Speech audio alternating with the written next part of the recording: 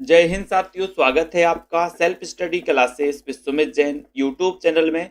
तो साथियों स्टार्ट करते हैं आज का ये सेशन। सभी लोग एक बार वीडियो को लाइक करें और सेल्फ स्टडी क्लासेस का अगर अभी तक आपने ऐप डाउनलोड नहीं किया है तो दोस्तों जाइए प्ले स्टोर में और सर्च करिए सेल्फ स्टडी क्लासेस। ठीक है, सेल्फ स्टडी क्लासेस। और दोस्तों इस वाले ऐप को आप डाउनलोड कर लें। ठीक है, सेल्फ स्टडी क्लासेस के। और जिन भी साथियों ने अभी हिंदी साहित्य का ऐप डाउनलोड नहीं किया तो हिंदी साहित्य का ऐप भी दोस्तों आप डाउनलोड कर लें। ठीक है, इस हिंदी साहित्य के ऐप में भी दोस्तों आपके लिए बहुत सारा मटेरियल यहाँ पर उपलब्ध करवाया गया है। बहुत सारा फ्री मटेरियल भी है और बहुत सारा दोस्तों यहाँ पर इसको अपन डाउनलोड कर लें सभी साथी। ठीक है, और यहाँ पर आपको बता दें कि आपके लिए कोर्स लॉन्च किए गए हैं दोस्तों। अलग अलग कौन कौन से कोर्स लॉन्च किए गए यहाँ पर आपके लिए पीडीएफ नोट्स, ये 2700 रुपये का कोर्स है। ठीक है, हिंदी साहित्य का संपूर्ण कोर्स, ट्रिकी कोर्स दोस्तों ये 1700 में अभी आप इसको परचेस कर सकते हैं। और दोस्तों हिंदी साहित्य के निचोड़ नोट्स अगर आपको चाहिए, निचोड़ नोट्स जो निचोड़ यानी कि परीक्षा के समय इंपॉर्टेंट तो आपके लिए वन लाइनर निचोड़ नोट्स हैं। ठीक है, पंजाब मास्टर कैडर के मॉडल पेपर मात्र 599 में, 4500 क्वेश्चन इसमें रहेंगे, 30 मॉडल पेपर रहेंगे दोस्तों पूरे। ठीक है, और जिनको 10,000 प्रश्नों की यानी कि हिंदी साहित्य की प्रैक्टिस करनी है वो ये 10,000 प्रश्नों का ये दोस्तों टेस्ट सीरीज खरीद सकते हैं, प्रश्नोत्तर टेस्ट सीरीज खरीद सकते हैं जो 599 में। ठीक है, तो जिन भी साथियों को जिस प्रकार से पढ़ाई करना सभी प्रकार के कोर्स दोस्तों अपने इसमें उपलब्ध हैं। ठीक है, जिनको भी जो पढ़ना है पढ़ सकते हैं। आज अपन द्विवेदी युग के बारे में पढ़ने वाले, द्विवेदी युग का आज अपन विस्तृत अध्ययन करेंगे दोस्तों। ठीक है, सभी साथी आ गए हैं तो जल्दी से एक बार वीडियो लाइक कर दें। द्विवेदी युग को दोस्तों जागरण सुधार काल कहा जाता है। क्या कहा जाता है? जागरण सुधार काल। अब आपको बताना है कि इसे जागरण सुधार काल किसने कहा था। जल्दी से बताओ कमेंट में, जागरण सुधार काल किसने कहा था फटाक से। तो यहां पर अपन देखते हैं दोस्तों कि द्विवेदी युग का नामकरण आचार्य महावीर प्रसाद द्विवेदी के नाम पर किया गया। आचार्य महावीर प्रसाद द्विवेदी। आपको पता है एक क्वेश्चन आता है कि महावीर प्रसाद द्विवेदी सरस्वती पत्रिका के संपादक कब बने? तो आप क्या बताते हो कि सर सरस्वती पत्रिका के संपादक ये बने थे 1903 में। कौन? महावीर प्रसाद द्विवेदी। ठीक है, और इन्हीं महावीर प्रसाद द्विवेदी के नाम पर ये द्विवेदी युग का नाम दोस्तों हुआ है, द्विवेदी युग। ठीक है, 1893 में श्याम सुंदर दास, राम नारायण मिश्र और शिव कुमार सेन ने नागरी प्रचारणी सभा काशी की स्थापना की। दोस्तों सन 1899 में इंडियन प्रेस की स्थापना हुई थी। तो दोस्तों यहां पर इतनी सारी चीजें हैं, इनको आपको याद करना है। सबसे पहले क्या आता है कि नागरी प्रचारणी सभा की स्थापना कब हुई? तो 1893 में हुई। ठीक है, किस किस के दोस्तों तत्वाधान में हुई? श्याम सुंदर दास, राम नारायण मिश्र और शिव कुमार सेन। अब देखो यहां पर कैसा क्वेश्चन आता है। कैसा क्वेश्चन होता है दोस्तों कि आपसे पूछा जाता है कि निम्न में से बताइए कौन सा ऐसा सदस्य या कौन सा है जो नागरी प्रचारणी सभा के संस्थापकों में नहीं है। तो आपको याद करना है। ठीक है, कौन कौन नहीं है? श्याम सुंदर दास हैं, राम नारायण मिश्र हैं, शिव कुमार हैं। ठीक है, ये आपको याद रखना है। लेकिन एक क्वेश्चन और पूछा जाता है दोस्तों आपसे कि नागरी प्रचारणी पत्रिका का प्रकाशन कब हुआ? नागरी प्रचारणी पत्रिका का प्रकाशन कब हुआ? बताइए कमेंट में सभी साथी। ठीक है, और आपसे पूछा जाएगा कि इंडियन प्रेस की स्थापना कब हुई? इंडियन प्रेस की तो 1899 में इंडियन प्रेस की स्थापना हुई। ठीक है, और नागरी प्रचारणी सभा की प्रेरणा से इंडियन प्रेस प्रयाग द्वारा जून 1900 ईस्वी में सरस्वती पत्रिका का प्रकाशन आरंभ हुआ और इसके प्रथम संपादक थे कौन? बाबू श्याम सुंदर दास। तो आपसे कई बार क्वेश्चन आता है कि सरस्वती पत्रिका का प्रकाशन कब हुआ? 1900 ईस्वी में। दूसरा क्वेश्चन आता है कि बताइए द्विवेदी युग का प्रारंभ किस पत्रिका के प्रकाशन से माना जाता है? तो आपका उत्तर होता है कि द्विवेदी युग का प्रारंभ माना जाता है सरस्वती पत्रिका के प्रकाशन से। ठीक है, अब इसके प्रथम संपादक कौन थे? तो प्रथम संपादक थे बाबू श्याम सुंदर दास। ठीक है, इसके संस्थापक कौन थे? तो इसके संस्थापक थे चिंतामणि घोष। ठीक है, और इंडियन प्रेस प्रयाग द्वारा दोस्तों ये जो है 1900 में इसका प्रकाशन आरंभ हुआ था और इंडियन प्रेस की जो स्थापना हुई थी वो 1899 में हुई थी। कब हुई थी? 1899 में। ठीक है, सरस्वती पत्रिका के प्रकाशन वर्ष को भारतेंदु युग की समाप्ति का सूचक माना जाता है और द्विवेदी युग का प्रारंभ माना जाता है। ठीक है, अब दोस्तों यहां पर आ जाती डॉक्टर नगेंद्र ने द्विवेदी युग को जागरण सुधार काल की, ये क्वेश्चन कई बार आया है कि द्विवेदी युग को जागरण सुधार काल की संज्ञा किसने दी है। द्विवेदी युग को जागरण सुधार काल की संज्ञा किसने दी है, तो आप क्या बताओगे? द्विवेदी युग को जागरण सुधार काल की संज्ञा किसने दी है? आपको बताना होता है डॉक्टर नगेंद्र ने या फिर दोस्तों किसी और ने। तो आपका यहां पर सीधा है कि सर डॉक्टर नगेंद्र ने द्विवेदी युग को जागरण सुधार की संज्ञा दी। और पंडित महावीर प्रसाद द्विवेदी 1903 ईस्वी में सरस्वती पत्रिका के क्या बने थे? संपादक। ये क्वेश्चन आता ही है कि पंडित महावीर प्रसाद द्विवेदी सरस्वती के संपादक कब बने? 1903 में। सरस्वती के प्रथम संपादक कौन थे? तो सरस्वती के प्रथम संपादक थे कौन? श्याम सुंदर दास। ठीक है, और सरस्वती पत्रिका को 20वीं शताब्दी के आरंभिक चरण का विश्वकोश कहा जाता है। ये क्वेश्चन भी कई बार आया है। आपसे क्वेश्चन पूछा जाता है दोस्तों कि बताइए 20वीं शताब्दी के आरंभिक चरण का विश्वकोश किसे कहा जाता है? तो आप क्या बताओगे? क्या बताओगे कि सर सरस्वती पत्रिका को कहा जाता है। तो सरस्वती पत्रिका से संबंधित एक क्वेश्चन आपको याद रखना है। फिर उसके बाद गंगा लहरी महावीर प्रसाद द्विवेदी की अनुदित रचना है। अब आपको बताना कि ये जो गंगा लहरी है ये मूल रचना किसकी है? मूल रचना किसकी है, जल्दी से बताओ। और गंगा लहरी और किस किसने दोस्तों उस मूल रचना का अनुवाद किया है, तो जल्दी से आपको बताना गंगा लहरी के बारे में। ये महावीर प्रसाद द्विवेदी ने अनुवाद किया था दोस्तों। ठीक है, द्विवेदी युगीन कविता में मातृभूमि, प्रेम और स्वदेश गौरव को क्या विशेष स्थान मिला? स्वदेश गौरव को। और आचार्य महावीर प्रसाद द्विवेदी संपत्ति शास्त्र में भारत के आर्थिक राजनीतिक यथार्थ का क्या किया? इन्होंने अभूतपूर्व चित्रण किया। संपत्ति शास्त्र। बोले सर हम महावीर की पूजा करते हैं तो आपके पास संपत्ति बहुत आएगी। क्या आएगी? संपत्ति। ठीक है, संपत्ति चाहिए तो महावीर की पूजन करो। ठीक है, तो याद रखते ना, संपत्ति से संपत्ति शास्त्र, और ये महावीर प्रसाद द्विवेदी की रचना है। कल अपन ने एक रचना पढ़ी थी प्रेम संपत्ति लता। प्रेम संपत्ति लता के रचनाकार कौन है? इसका उत्तर आपको बताना है। ये संपत्ति शास्त्र है, वो प्रेम संपत्ति लता थी। तो प्रेम संपत्ति लता के रचनाकार कौन है, ये आपको कमेंट में लिखना है। जल्दी से लिखेंगे सभी लोग प्रेम संपत्ति लता। उसके बाद दोस्तों पंडित महावीर प्रसाद द्विवेदी ने नायिका भेद को छोड़कर विविध विषयों पर कविता लिखने, सभी प्रकार के छंदों का व्यवहार करने, सभी काव्य रूपों को अपनाने, गद्य और पद्य भाषा के एकीकरण का क्या दिया? इन्होंने परामर्श दिया। नायिका भेद को छोड़कर सभी प्रकार के दोस्तों इन्होंने क्या किया? कविता, सभी विषयों को कविता लिखने पर दोस्तों इन्होंने इजाजत दी, इसका परामर्श दिया नायिका भेद को छोड़कर। जबकि आपको पता है कि नायिका भेद संबंधी जो रचनाएं लिखी गई वो रीति काल में लिखी गई। ठीक है, आपको पता है दोस्तों रहीम की एक रचना है बरबे नायिका भेद। ये क्वेश्चन आया था पीजीटी में। बरबे नायिका भेद के रचनाकार कौन है? तो बरबे नायिका भेद रहीम। अपन ने कैसे याद किया था? बोले बार बार नायिका भेद करते हो, थोड़ा रहम करो। ठीक है, तो आचार्य महावीर प्रसाद द्विवेदी भाषा की शुद्धि तथा वर्तनी की एकरूपता के प्रबल समर्थक थे। अतएव इस युग की काव्य भाषा व्याकरण और वर्तनी की दृष्टि से सामान्यतः कैसी थी दोस्तों? शुद्ध भाषा थी। किनके प्रयासों से? महावीर प्रसाद द्विवेदी के प्रयासों से। ठीक है, बाल मुकुंद गुप्त को भारतेंदु युग और द्विवेदी युग को जोड़ने वाली कड़ी का कवि कहा जाता है। किसको?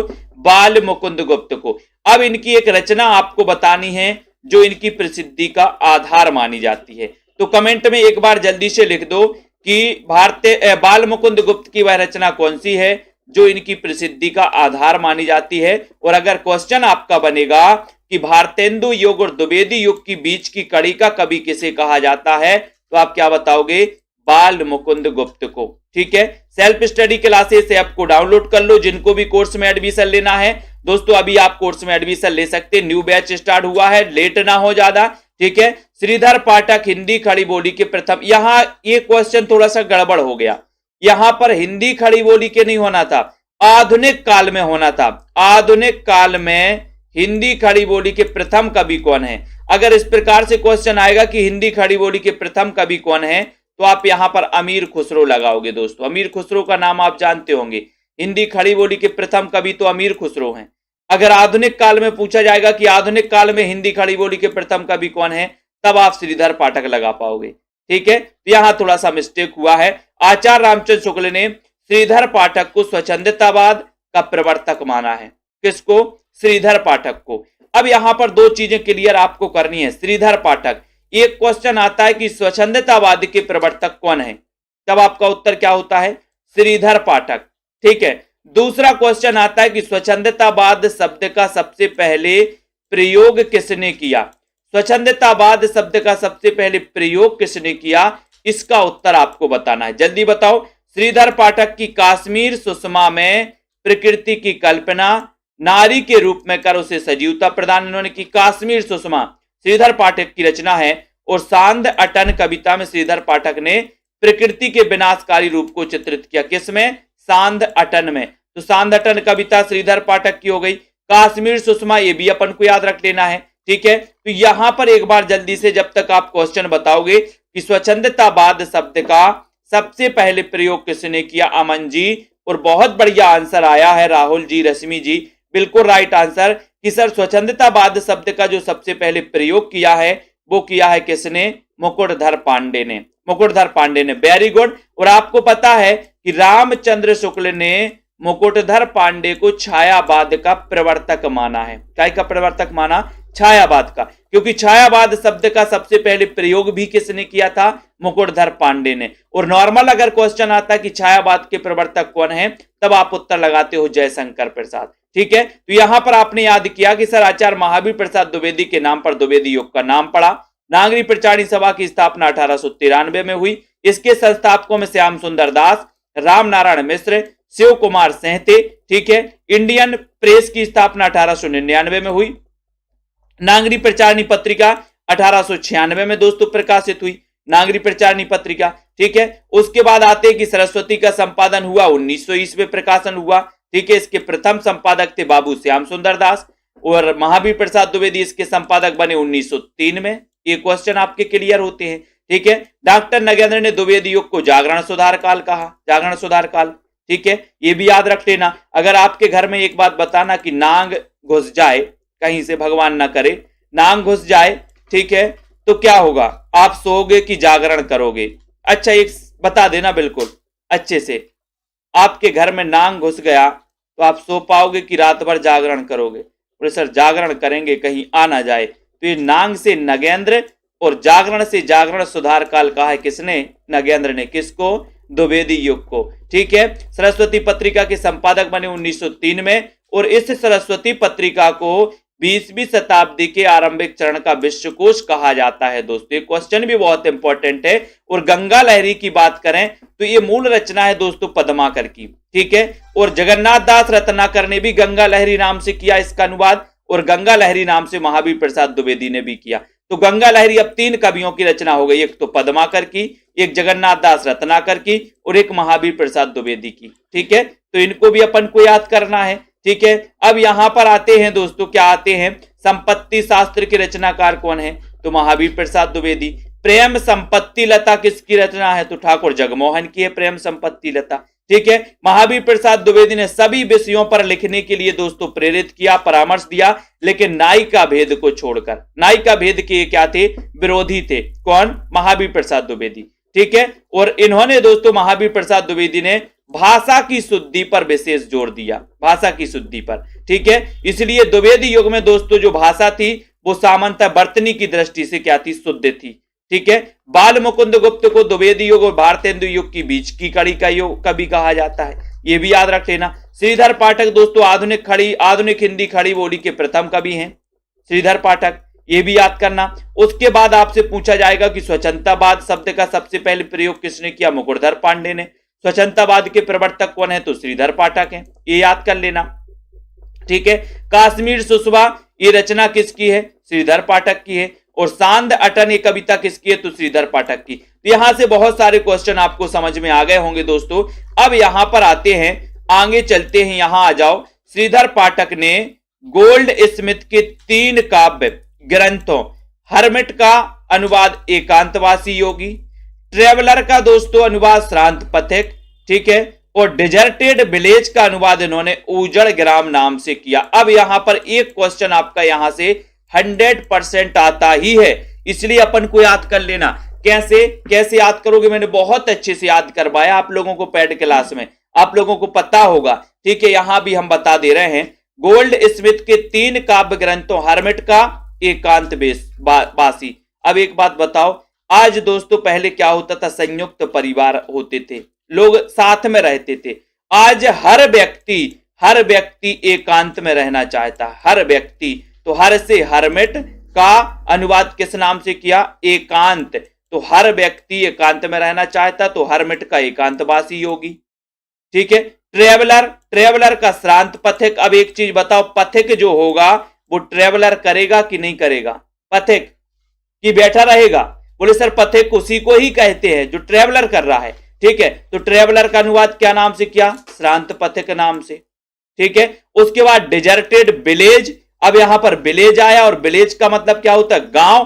तो गांव से क्या हो जाएगा, उजड़ ग्राम, उजड़ ग्राम नाम से किया। तो बिल्कुल शुद्ध यहां पर अंतर है। अंतर थोड़ा सा समझ जाना, आप कभी गलत नहीं कर पाओगे। हर व्यक्ति एकांत में तो एकांतवासी, ठीक है, ट्रेवलर श्रांत पथिक, और विलेज डिजर्टेड विलेज का उजड़ ग्राम, ग्राम हो जाएगा। इसको भी अपन को याद कर लेना। ठीक है, इनमें एकांतवासी जो योगी है और श्रांत पथिक है, ये खड़ी बोली में, और तथा उजड़ ग्राम ब्रज भाषा में। तो इसकी भाषा भी आपको पता होनी चाहिए दोस्तों। ठीक है, जिन भी साथियों को पेड के लोग ग्रुप में दोस्तों एडमिशन लेना और बहुत बढ़िया अच्छे तरीके से पढ़ना है, वो सभी साथी सेल्फ स्टडी क्लासेस ऐप से जुड़ जाएं और बहुत अच्छे से पढ़ें। तो यहां पर आपसे पूछा जाएगा कि श्रीधर पाठक की कौन सी रचनाएं दोस्तों खड़ी बोली में इन्होंने अनुवाद किया है। तो एकांतवासी, बोले एकांत में खड़ी, एकांत में खड़ी। ठीक है, बोले पथिक एकांत में खड़ी, पथिक एकांत में खड़ी, और उजड़ ग्राम में ब्रज, उजड़ ग्राम को ब्रज गए, बोले उजड़ ग्राम को ब्रज गए। तो ब्रज से आपका हो जाएगा उजड़ ग्राम ब्रज भाषा। ठीक है, और पथिक एकांत में खड़ी, तो पथिक से श्रांत पथिक, और एकांतवासी खड़ी से हो जाएगा खड़ी बोली की, और ब्रज से हो जाएगा ब्रज भाषा। ठीक है, इसको याद करो। उसके बाद जगत सच्चाई सार में श्रीधर पाठक ने प्रकृति के विविध रूपों में एक ही तत्व की व्यापकता का दर्शन किया, और सुसंदेश इनकी दोस्तों रहस्यवादी कविता है। अब आपसे पूछा जाएगा कि श्रीधर पाठक की रहस्यवादी कविता कौन सी है, तो आप क्या बताओगे कि सर इनकी जो रहस्यवादी कविता है वो है सुसंदेश। कौन सी है, सुसंदेश है। ठीक है, तो ये सुसंदेश अपन को याद कर लेना है। अब जल्दी से आपको फटाक से लिखना है दोस्तों, यहां पर श्रीधर पाठक के बारे में 5 फैक्ट आपको लिखना है। फटाक से कमेंट में 5 फैक्ट लिखिए। अपन ने आप पढ़ लिया श्रीधर पाठक के बारे में, 5 फैक्ट लिखो कमेंट में, एक साथ 5 फैक्ट लिखना है आपको। ठीक है, जगत सच्चाई सार श्रीधर पाठक की दोस्तों रचना है। सुसंदेश ये इनकी रहस्यवादी कविता है, इसको याद कर लेना।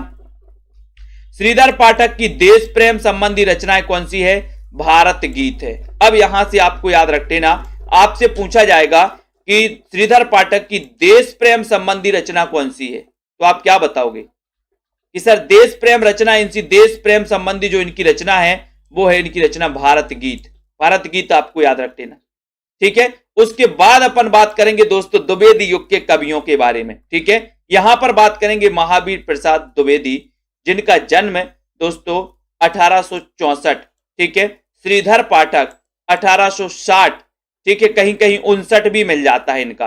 ठीक है, नाथुराम शर्मा शंकर 1859। ठीक है, अयोध्या से उपाध्याय हरिओद 1865। मैथिली शरण गुप्त का जन्म 1886 में, ये इनका जीवन काल दिया है। रामचरित उपाध्याय की बात करें तो 1872। जगन्नाथ दास रत्नाकर 1866। पूरे के पूरे कवियों को याद करना है, कल आपकी पीडीएफ स्पेशल ग्रुप में मिलनी चाहिए द्विवेदी युग के कवियों की। राम नरेश त्रिपाठी 1891। गया प्रसाद शुक्ल स्नेही 1883। राय देवी प्रसाद पूर्ण 1868। वियोगी हरि 1895। गोपाल शरण सिंह और सत्यनारायण कवि रत्न, ये दोस्तों द्विवेदी युग के कवि हैं। अब एक क्वेश्चन आपका बनेगा कि निम्न में से बताइए कौन सा द्विवेदी युग का कवि है या फिर कौन सा नहीं है। तो आपको पता होगा जब तो आप बताओगे कि सर कौन सा द्विवेदी युग का है कौन सा नहीं है, और जब पता ही नहीं है, याद ही नहीं किया, एक बार पढ़ लिया बस और बस हो गया काम। तो अपन को याद करना है दोस्तों, ठीक है, कौन सी रचना कौन से कवि द्विवेदी युग से संबंधित है, उनका जन्म क्रम भी आपको पता होनी चाहिए। ठीक है, अब बात करेंगे अपन अयोध्या सिंह उपाध्याय हरिऔध की। अब एक क्वेश्चन में आप फंस जाते हो। सबसे पहले तो आप कवि और महाकवि में अंतर समझना है। कवि जिन्होंने काव्य रचनाएं की हैं, जिन्होंने कोई महाकाव्य नहीं लिखा वो कवि, और जिन्होंने कोई महाकाव्य लिखा उसे महाकवि कहा जाता है दोस्तों। जैसे बात करें चंद्रवरदाई की, जैसे बात करें जयशंकर प्रसाद की, अयोध्या सिंह उपाध्याय हरिऔध की, स्वयंभू की बात करें, तुलसीदास की बात करें दोस्तों, ठीक है, ये सभी क्या है, महाकवि है। इन्होंने क्या की, महाकाव्य लिखे हैं। ठीक है, तो ये महाकवि हैं। अयोध्या सिंह उपाध्याय हरिऔध की प्रथम रचना कृष्ण शतक ब्रज भाषा में लिखी गई। किस भाषा में लिखी गई, ब्रज भाषा में लिखी गई। कौन सी, कृष्ण शतक, और ये इनकी प्रथम रचना है। और आपको पता है कि अगर आपसे पूछा जाएगा कि खड़ी बोली के प्रथम महाकवि कौन है, तो क्या बताओगे, हरिऔध जी। ठीक है, और इन्होंने इनकी प्रथम रचना कौन सी है, तो क्या बताओगे, कृष्ण शतक। कृष्ण शतक इनकी प्रथम रचना है। और हरिऔध जी का ब्रज भाषा में दूसरा प्रसिद्ध ग्रंथ है इनका रस कलश। रस कलश, यह रस का विस्तृत विवेचन करने वाला रीति ग्रंथ है दोस्तों, रीति ग्रंथ। ठीक है, कौन सा, अगर आपसे क्वेश्चन आएगा कि हरिऔध जी का रीति ग्रंथ कौन सा है, तो क्या लगाओगे, रस कलश। ठीक है, ये दोस्तों रीति ग्रंथ माना जाता है। रस का विस्तृत इसमें विवेचन किया गया है, और ये इनका दूसरा प्रसिद्ध ग्रंथ है, किसका, हरिऔध जी का।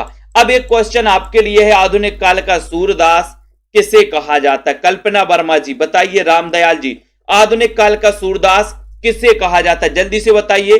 रस कलश में युग की बदली हुई परिस्थितियों के अनुसार नायिका भेद के अंतर्गत हरिऔध जी ने नवीन ढंग की नायिकाओं, देश प्रेमिका, लोक प्रेमिका, जाति प्रेमिका, परिवार प्रेमिका की कल्पना की है।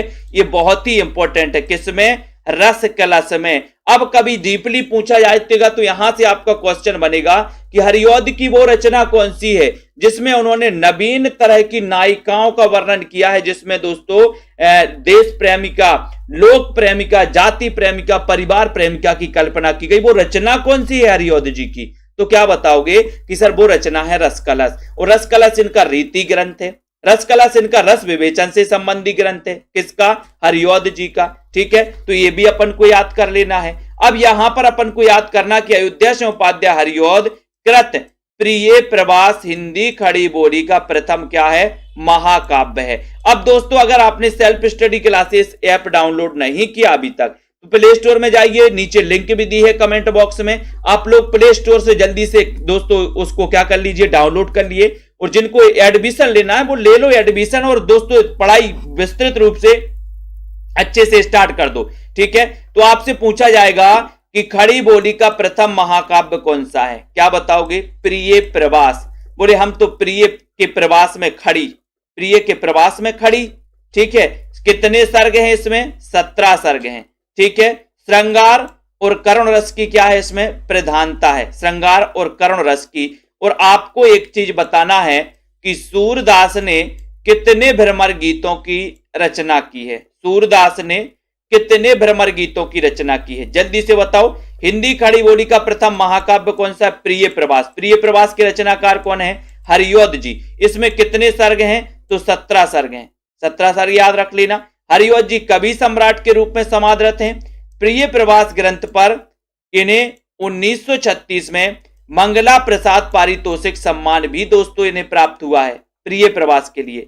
ठीक है, तो ये भी अपन को याद कर लेना है। और प्रिय प्रवास की सबसे बड़ी विशेषता प्रकृति का मानवीय भावनाओं के साथ एकाकार होना है।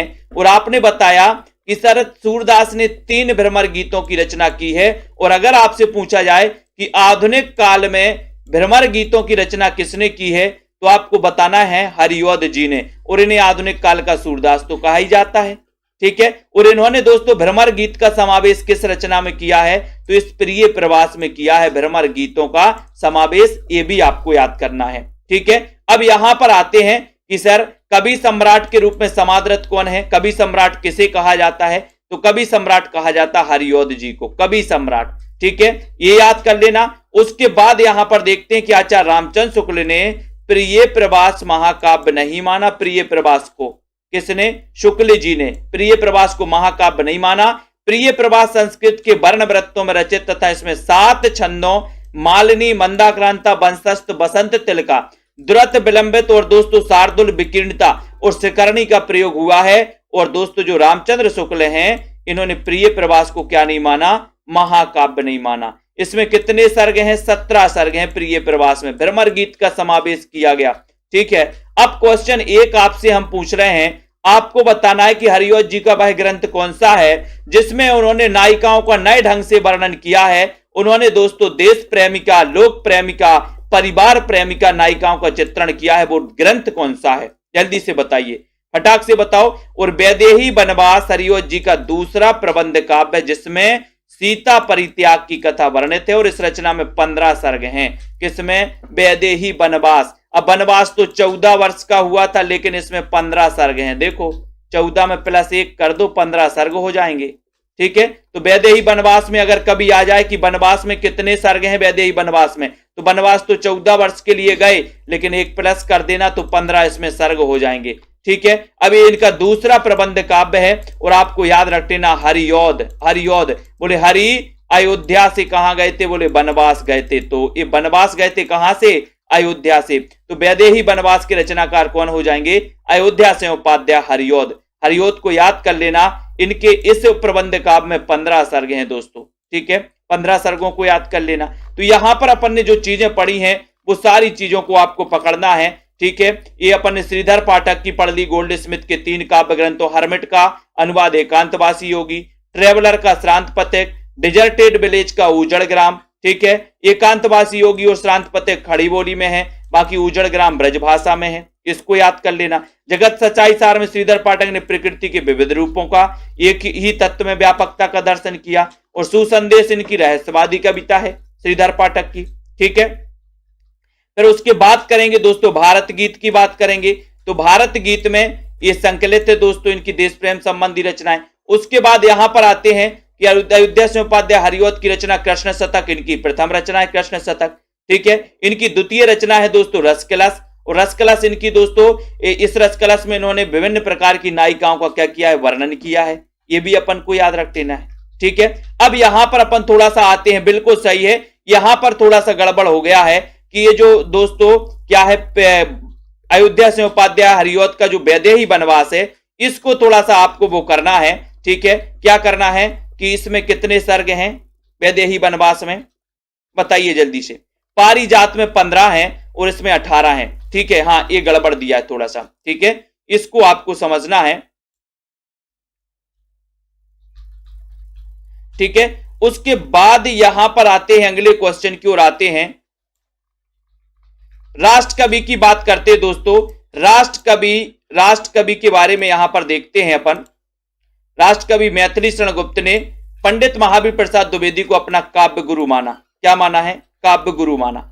ठीक है, राष्ट्र कवि मैथिली शरण गुप्त ने पंडित महावीर प्रसाद द्विवेदी को क्या माना, अपना काव्य गुरु। अब यहां पर अपन को याद करना है, अपन आपसे पूछा जाएगा कि मैथिली शरण गुप्त के काव्य गुरु कौन थे, तो महावीर प्रसाद द्विवेदी। ठीक है, बिल्कुल, पारिजात में 15 हैं और वैदेही वनवास में 18 हैं। ठीक है, इसमें थोड़ा सा गलत मिसप्रिंट हो गया, बिल्कुल सही है। ठीक है, यहां पर देखो मैथिली शरण गुप्त की आरंभिक रचनाएं वैश्योपरक पत्र में दोस्तों प्रकाशित हुई थी।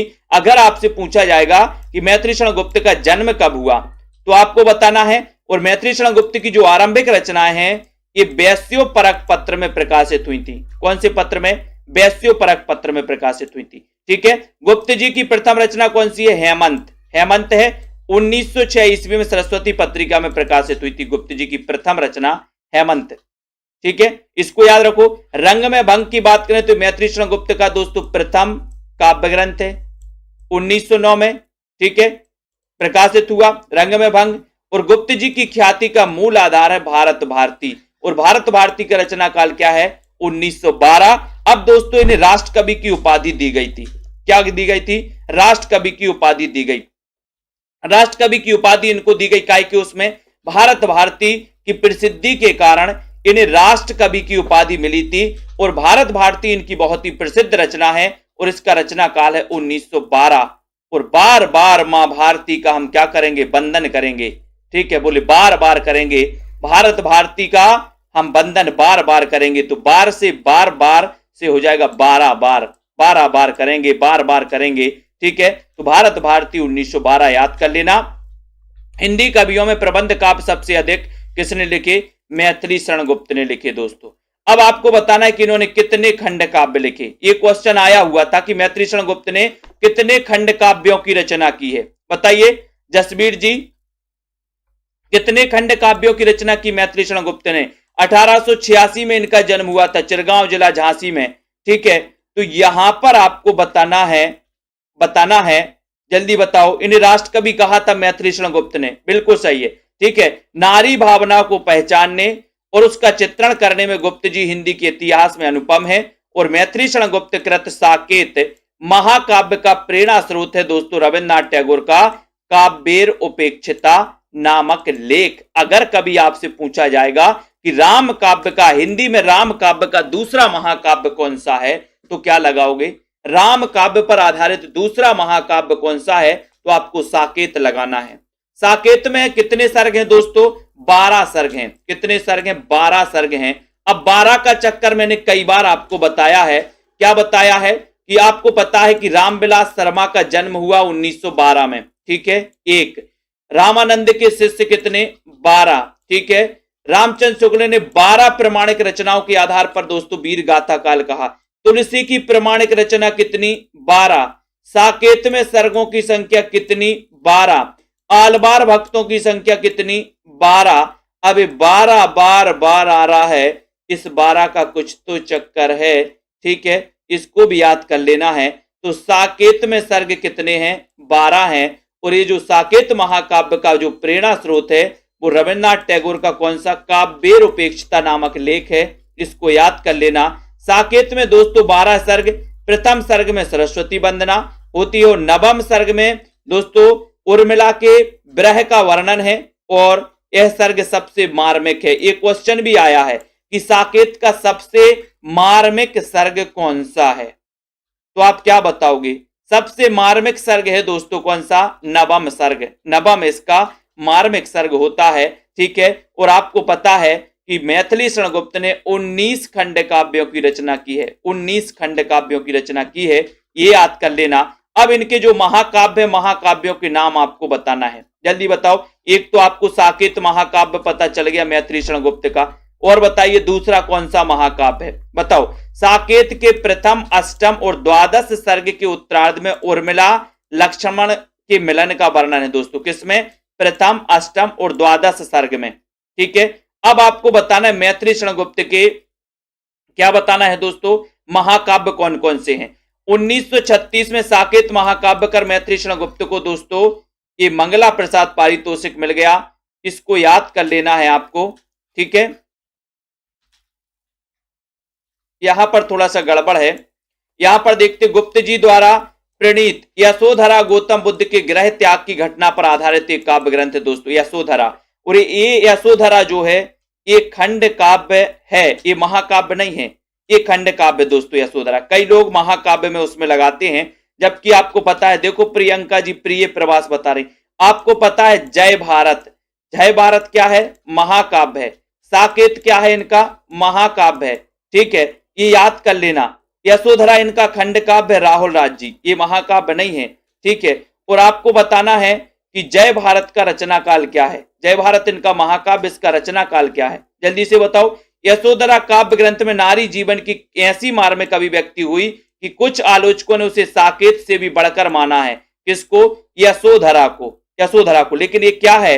ये खंड काव्यात्मक महाकाव्य, यानी कि ये खंड काव्य की श्रेणी में ही गिना जाता है। तो आपको याद रख लेना कि सर जो इनका साकेत है इसका रचना काल 1931 है, जो इनका जय भारत है इसका रचना काल 1952 है। ठीक है, तो इन्होंने दोस्तों क्या लिखे? 19 खंड काव्य लिखे। 2 महाकाव्य भी इन्होंने लिखे हैं मैथिली शरण गुप्त जी ने। तो सबसे ज्यादा हिंदी में प्रबंध काव्य लिखने वाले जो हैं वो कौन है? मैथिली शरण गुप्त है। और ये विष्णु प्रिया, ये रचना कई बार आई है कि विष्णु प्रिया के रचनाकार कौन है, तो विष्णु प्रिया के रचनाकार मैथिली शरण गुप्त हैं। उर्मिला और यशोधरा के समान चैतन्य महाप्रभु की वियुक्ता पत्नी के त्याग और तप को दोस्तों इसमें क्या किया गया है? प्रदर्शित किया गया है। तो आपको याद रख लेना है कि दोस्तों कि अगर आपसे पूछा जाता निम्न में से बताइए कौन सी वियोग रिलेटेड, वियोग से संबंधित रचना है, तो विष्णु प्रिया भी दोस्तों है, ठीक है, साकेत भी है। ऐसे कई ग्रंथों के बारे में पूछा जाता है तो विष्णु प्रिया मैथिली शरण गुप्त ने उर्मिला और यशोधरा के समान चैतन्य महाप्रभु की वियोक्ता पत्नी के त्याग और तप को प्रदर्शित किया है। अब आपको बताना है गौड़ीय संप्रदाय के प्रवर्तक कौन थे, जल्दी से बताओ फटाक से। और मैथिली शरण गुप्त कृत जय भारत, ये महाकाव्य को प्राचीन भारत की हिंदू संस्कृति का स्वच्छ दर्पण कहा जाता है, ये भी याद रख लेना। इस जय भारत का रचना काल है दोस्तों 1952। ये क्वेश्चन आपका आया था टीजीटी में, आया था कि आप क्रमबद्ध करिए, क्रमबद्ध करने के लिए बोला था आपके लिए दोस्तों। एक भारत भारती दिया था 1912 का, ठीक है, ये 2-3 ग्रंथ और मैथिली शरण गुप्त के दिए थे और ये जय भारत भी दिया था, आपको क्रमबद्ध करना था और गड़बड़ हो गए सभी लोग, ठीक है। तो ये अपन को याद कर लेना है, जय भारत महाकाव्य को प्राचीन भारत की हिंदू संस्कृति का स्वच्छ दर्पण कहा जाता है और जय भारत में कौरवों पांडवों की पारस्परिक कलह और उससे उत्पन्न महायुद्ध का दोस्तों क्या है, वर्णन, ठीक है। गुप्त जी के अनग और कुणाल गीत बौद्धकालीन संस्कृति से संबंधित है। कौन कौन से? अनग और कुणाल गीत, ठीक है, इनको याद कर लेना है। और दोस्तों यहां पर देखें गुप्त जी का विकट भट्ट में जोधपुर के एक राजपूत सरदार की 3 पीढ़ियों तक चलने वाली कथा जिसमें वचन निभाने का वर्णन है। ये क्वेश्चन कई बार आया है, क्वेश्चन कैसा आता है वो देख लो। सबसे पहले आता है कि मैथिली शरण गुप्त का वह ग्रंथ कौन सा है जिसमें राजपूत सरदार की 3 पीढ़ियों तक चलने वाली कथा का वर्णन है, कथा वर्णित है, तो वो इनका ग्रंथ है दोस्तों कौन सा? विकट भट्ट। विकट बोले मैथी में तो विकट गिर गए, मैथी में विकट गिर गए, विकेट क्रिकेट के विकेट, ठीक है, इसको याद करना। जयद्रथ वध में एक ऐसे युवक का चित्रण हुआ जो राष्ट्र की बलिवेदी पर अपने प्राणों का उत्सर्ग कर देता है, तो जयद्रथ वध भी इनका खंड काव्य है मैथिली शरण गुप्त का। मैथिली शरण गुप्त ने 19 खंड काव्यों की रचना की दोस्तों, कितने? 19। एक क्वेश्चन आपका आया हुआ था कि मैथिली शरण गुप्त ने कितने खंड काव्यों की रचना की है, ठीक है, तो 19 खंड काव्य याद रख लेना। और गुप्त जी की रचना अर्जन और विसर्जन में मुस्लिम संस्कृति की झांकी द्रष्टव्य है। कौन में? अर्जन और विसर्जन। और मेघनाथ वध दोस्तों इनकी मैथिली शरण गुप्त की अतुकांत रचना है। कौन सी रचना है? अतुकांत, ठीक है, तो ये भी अपन को याद रख लेना। तो धीरे धीरे यहां पर अपन ने पढ़ा है, जल्दी जल्दी पढ़ते हैं कि मैथिली शरण गुप्त के जो गुरु थे काव्य गुरु महावीर प्रसाद द्विवेदी थे, ठीक है, ये भी अपन ने याद कर लिया। मैथिली शरण गुप्त जी की प्रथम रचना हेमंत है, सरस्वती में प्रकाशित हुई थी दोस्तों। रंग में भंग इनका 1909 में ये काव्य ग्रंथ प्रकाशित हुआ, ठीक है। उसके बाद भारत भारती इनकी 1912 की रचना है जिसकी प्रसिद्धि के कारण महात्मा गांधी ने राष्ट्र कवि की उपाधि दे डाली थी। उसके बाद हिंदी कवियों में प्रबंध काव्य सबसे ज्यादा लिखे, 19 तो खंड काव्य लिख दिए इन्होंने और 2 महाकाव्य लिख दिए, ठीक है, मैथिली शरण गुप्त जी ने, ये भी याद हो गया। साकेत इनका राम काव्य पर आधारित दोस्तों हिंदी का दूसरा महाकाव्य है, ये भी याद रख लेना, जिसमें 12 सर्ग हैं, 1931 इसका रचना काल है, ठीक है। नवम सर्ग साकेत का सबसे मार्मिक सर्ग माना जाता है, ये भी याद रख लेना। फिर 1900 दोस्तों यहां पर आते हैं कि यशोधरा इनका खंड काव्य जो गौतम बुद्ध के गृह त्याग की घटना पर आधारित है। कहीं कहीं नेट पर आपको महाकाव्य की श्रेणी में इसको रहा जाता क्योंकि इसे खंड मतलब ये दोस्तों साकेत से भी बढ़कर है, मतलब इसकी जो कथा है वो दोस्तों महाकाव्यात्मक कथा है, लेकिन इसे खंड काव्य में ही रखा जाता है, लेकिन इसे खंड काव्यात्मक महाकाव्य कहा जाता है यशोधरा को, ठीक है, तो इसको याद कर लेना। और उसके बाद विष्णु प्रिया के रचनाकार कौन है? मैथिली शरण गुप्त ने विष्णु प्रिया, ठीक है। जय भारत इनका महाकाव्य है जिसको प्राचीन भारत की हिंदू संस्कृति का स्वच्छ दर्पण कहा जाता है, ये हो गया। अनग और कुणाल गीत इनकी बौद्धकालीन संस्कृति से संबंधित है गुप्त जी की, है ना। विकट भट्ट में दोस्तों राजपूत सरदार की 3 पीढ़ियों वाली चलने वाली कथा है इसमें, ये हो गया। जयद्रथ वध इनका खंड काव्य है जो दोस्तों इसमें एक युवक का चित्रण हुआ है जो राष्ट्र की बलिवेदी पर अपने प्राण समर्पण कर देता है। उसके बाद 19 खंड काव्य लिखे मैथिली शरण गुप्त ने और अर्जन और विसर्जन मैथिली शरण गुप्त की दोस्तों ये जो रचना है ये मुस्लिम संस्कृति की झांकी इसमें द्रष्टव्य है, ठीक है। और इनकी मेघनाथ वध जो रचना है ये कैसी है? अतुकांत रचना मानी जाती है, ठीक है। और द्विवेदी युग में दोस्तों अपन को मैथिली शरण गुप्त ने माइकल मधुसूदन दत्त की कृतियों का अनुवाद मधोपोप नाम से किया। अब यहां से क्वेश्चन बनता है, क्या क्वेश्चन बनता है उसको देखो। आपसे क्वेश्चन आता है कि मधुप किसका उपनाम है। ये क्वेश्चन आ चुका है दोस्तों पहले, मधुप किसका उपनाम है। तो मधुप उपनाम है दोस्तों किसका, मैथिली शरण गुप्त का। मां से मधुप और मां से मैथिली शरण गुप्त। और मैथिली शरण गुप्त जो लिखते थे दोस्तों, मधुसूदन माइकल मधुसूदन दत्त की कृतियों का अनुवाद इन्होंने मधुप उपनाम से किया। झंकार गुप्त जी की रहस्यवादी रचना है झंकार, ठीक है। ये मधुप उपनाम याद रख लेना। गुप्त जी के बारे में थोड़ा सा आपको लिखना है कि मैथिली शरण गुप्त का जन्म कब हुआ था, इनकी 2-3 रचनाएं, इनके 2 महाकाव्यों के नाम लिखिए फटाक से, ठीक है। उसके बाद अपन पढ़ेंगे नाथूराम शर्मा शंकर। दोस्तों कविता कामनी कांत, भारतेंदु प्रज्ञेंदु, साहित्य सुधाकर उपाधियों से समादृत हैं। यानी कि क्वेश्चन कैसा बनेगा आपका, क्वेश्चन कैसा बनता है, आपसे पूछा जाता है कविता कामनी कांत किसे कहा जाता है, या कविता कामनी कांत उपाधि किसको मिली। भारतेंदु प्रज्ञेंदु ये तो कई बार आया है दोस्तों, भारतेंदु प्रज्ञेंदु किसे कहा जाता है, साहित्य सुधाकर किसे कहा जाता है। इसमें कंफ्यूजन वाला सिस्टम होता है क्योंकि इसमें भारतेंदु प्रज्ञेंदु आपसे पूछा जाता है और ऑप्शन में आपको भारतेंदु दिया जाता है।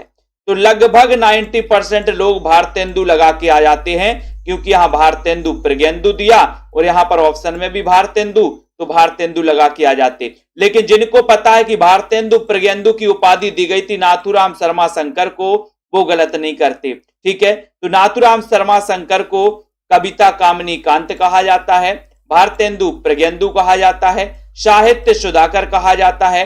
यानी कि इन उपाधियों से इनको दोस्तों क्या किया गया है, नवाजा गया है। फिर जगन्नाथ दास रत्नाकर को भक्ति काल और रीति काल का समन्वयक कहा जाता है। ये भी बढ़िया क्वेश्चन है आपके लिए, आपसे पूछा जाता है कि भक्ति काल और रीति काल का समन्वयक किसे कहा जाता है, तब आपका उत्तर क्या होता है, जगन्नाथ दास रत्नाकर, ठीक है। और रत्नाकर के आदर्श कवि कौन थे, आदर्श कवि थे बिहारी। रत्नाकर के आदर्श कवि कौन थे दोस्तों, बिहारी, ठीक है। रत्नाकर जी का गंगा अवतरण महाकाव्य है और इसमें कितने सर्ग हैं, इसमें है 13 सर्ग। इसमें कितने सर्ग हैं, 13। काय में, गंगा अवतरण में। क्या है ये, महाकाव्य है। किसका, जगन्नाथ दास रत्नाकर जी का। अब आपसे पूछा जाएगा कि गंगा अवतरण के रचनाकार कौन है, कई बार पूछा गया। तो गंगा अवतरण के रचनाकार कौन है, जगन्नाथ दास रत्नाकर। गंगा अवतरण का काव्य रूप क्या है, तो ये महाकाव्य है, ठीक है। इसमें कितने सर्ग हैं, तो 13 सर्ग हैं। और जगन्नाथ दास रत्नाकर को भक्ति काल और रीति काल का समन्वयक कहा जाता है। ये क्वेश्चन भी आपको याद करना, ठीक है। रत्नाकर जी कृत हरिश्चंद्र में अयोध्या के महाराज हरिश्चंद्र का चरित्र वर्णित थे और इस प्रबंध काव्य में कितने सर्ग हैं, 4 सर्ग में। काय में, हरिश्चंद्र में। तो ये हरिश्चंद्र प्रबंध काव्य दोस्तों, और एक किसका, रत्नाकर जी का, ठीक है। रत्नाकर की उद्धव शतक 1929 में गोपी उद्धव संवाद पर आधारित प्रबंध काव्य और इसमें 118 कवित्व हैं। तो आपसे सुविधा क्वेश्चन आता है विजय शंकर जी की पूछा जाता है कि उद्धव शतक के रचनाकार कौन है, तो क्या बताते हो, उद्धव शतक रत्नाकर जी, जगन्नाथ दास रत्नाकर, ठीक है। अब एक क्वेश्चन कई बार आ चुका है कि जकी उपनाम से कौन लिखते थे, जकी उपनाम से। तो जकी उपनाम से लिखते थे दोस्तों जगन्नाथ दास रत्नाकर। जैसे मैंने आपको बताया कि मधुप किसका उपनाम है, मैथिली शरण गुप्त का। जकी किसका उपनाम है, जकी दोस्तों जगन्नाथ दास रत्नाकर का, ठीक है। जयशंकर का उपनाम कौन सा है, या कलाधर नाम से कौन लिखते थे, तो जयशंकर प्रसाद कलाधर नाम से लिखते थे, ठीक है। नागार्जुन का वास्तविक नाम क्या था, तो वैद्यनाथ मिश्र था, ठीक है। ये आपको याद रख लेना है। अमीर खुसरो का वास्तविक नाम क्या था, तो अबुल हसन था। ऐसे कई क्वेश्चन आपसे पूछे जाते हैं, ठीक है। तो उद्धव शतक के रचनाकार कौन है, तब आपका उत्तर होता है जगन्नाथ दास रत्नाकर, ठीक है। जकी उपनाम से कौन लिखता था उर्दू में कविता, तो आपका उत्तर हो जाएगा जगन्नाथ दास रत्नाकर, ठीक है। राय देवी प्रसाद पूर्ण ने स्वदेशी कुंडल की रचना कुंडलियां छंद में की है। स्वदेशी कुंडल की रचना काय में की है, कुंडलियां छंद में की है, ठीक है। गया प्रसाद शुक्ल स्नेही की बात करें तो इनका उपनाम है दोस्तों त्रिशूल। इनका उपनाम क्या है, त्रिशूल। ये भी कई बार पूछा जाता है। तो उपनाम वाले 3 क्वेश्चन पढ़ लिए, 3 में से एक क्वेश्चन आपका आ जाएगा। मधुप उपनाम से दोस्तों मैथिली शरण गुप्त, जकी उपनाम से जगन्नाथ दास रत्नाकर, ठीक है। और त्रिशूल उपनाम से लिखते थे कौन, गया प्रसाद शुक्ल स्नेही, ठीक है।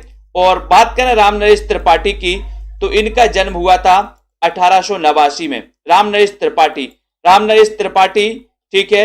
और दोस्तों माखनलाल चतुर्वेदी और आपके जयशंकर प्रसाद, इनका जन्म 1889 को हुआ। और इनके दोस्तों रचनाओं में मिलन, पथिक और स्वप्न काव्य ग्रंथ, काल्पनिक प्रेमाख्यानिक खंड काव्य हैं। इनकी रचनाएं आपको पढ़ना। राम नरेश त्रिपाठी द्विवेदी युग के श्रेष्ठ कवि माने जाते त्रिपाठी जी, ठीक है। तो इनकी रचनाएं कितनी है दोस्तों? एक तो आपके लिए मिलन, पथिक और स्वप्न, ठीक है, और मानसी। लेकिन आपसे पूछा जाता है कि इनका निम्न में से बताइए इनका कौन सा खंड काव्य नहीं है? तो खंड काव्य में मिलन तो खंड काव्य है, पथ भी खंड काव्य है, स्वप्न भी खंड काव्य है, मानसी ये खंड काव्य नहीं है। अब आप कैसे पता करोगे कि सर कौन सा खंड काव्य है या कौन सा नहीं है? तो आपको याद रख लेना, अपन ने एक ट्रिक बनाई थी, मिलन के पथ पर मानसी का स्वप्न देखा, ठीक है। तो याद रख लेना कि सर मिलन भी खंडित हो जाता है, पथिक भी आपका खंडित हो जाता है, और स्वप्न भी खंडित होता है। तो स्वप्न खंडित होता है तो खंड काव्य है।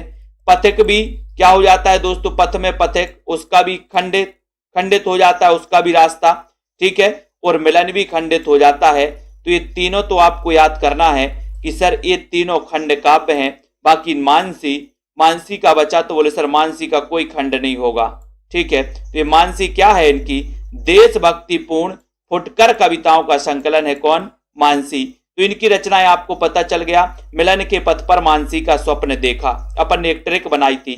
तो मिलन के पथ पर मानसी का स्वप्न देखा, ये आपकी क्रमबद्ध हो जाएगा।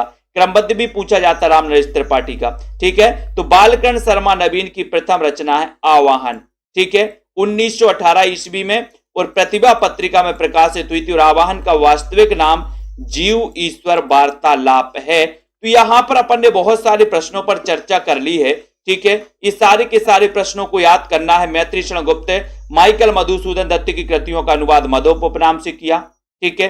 झंकार इनकी रहस्यवादी रचना है, ये हो गया। नाथुराम शर्मा शंकर को कविता कामनीकांत, भारतेंदु प्रकेंदु, साहित्य सुधाकर कहा जाता है, ये भी याद रख लेना, ठीक है।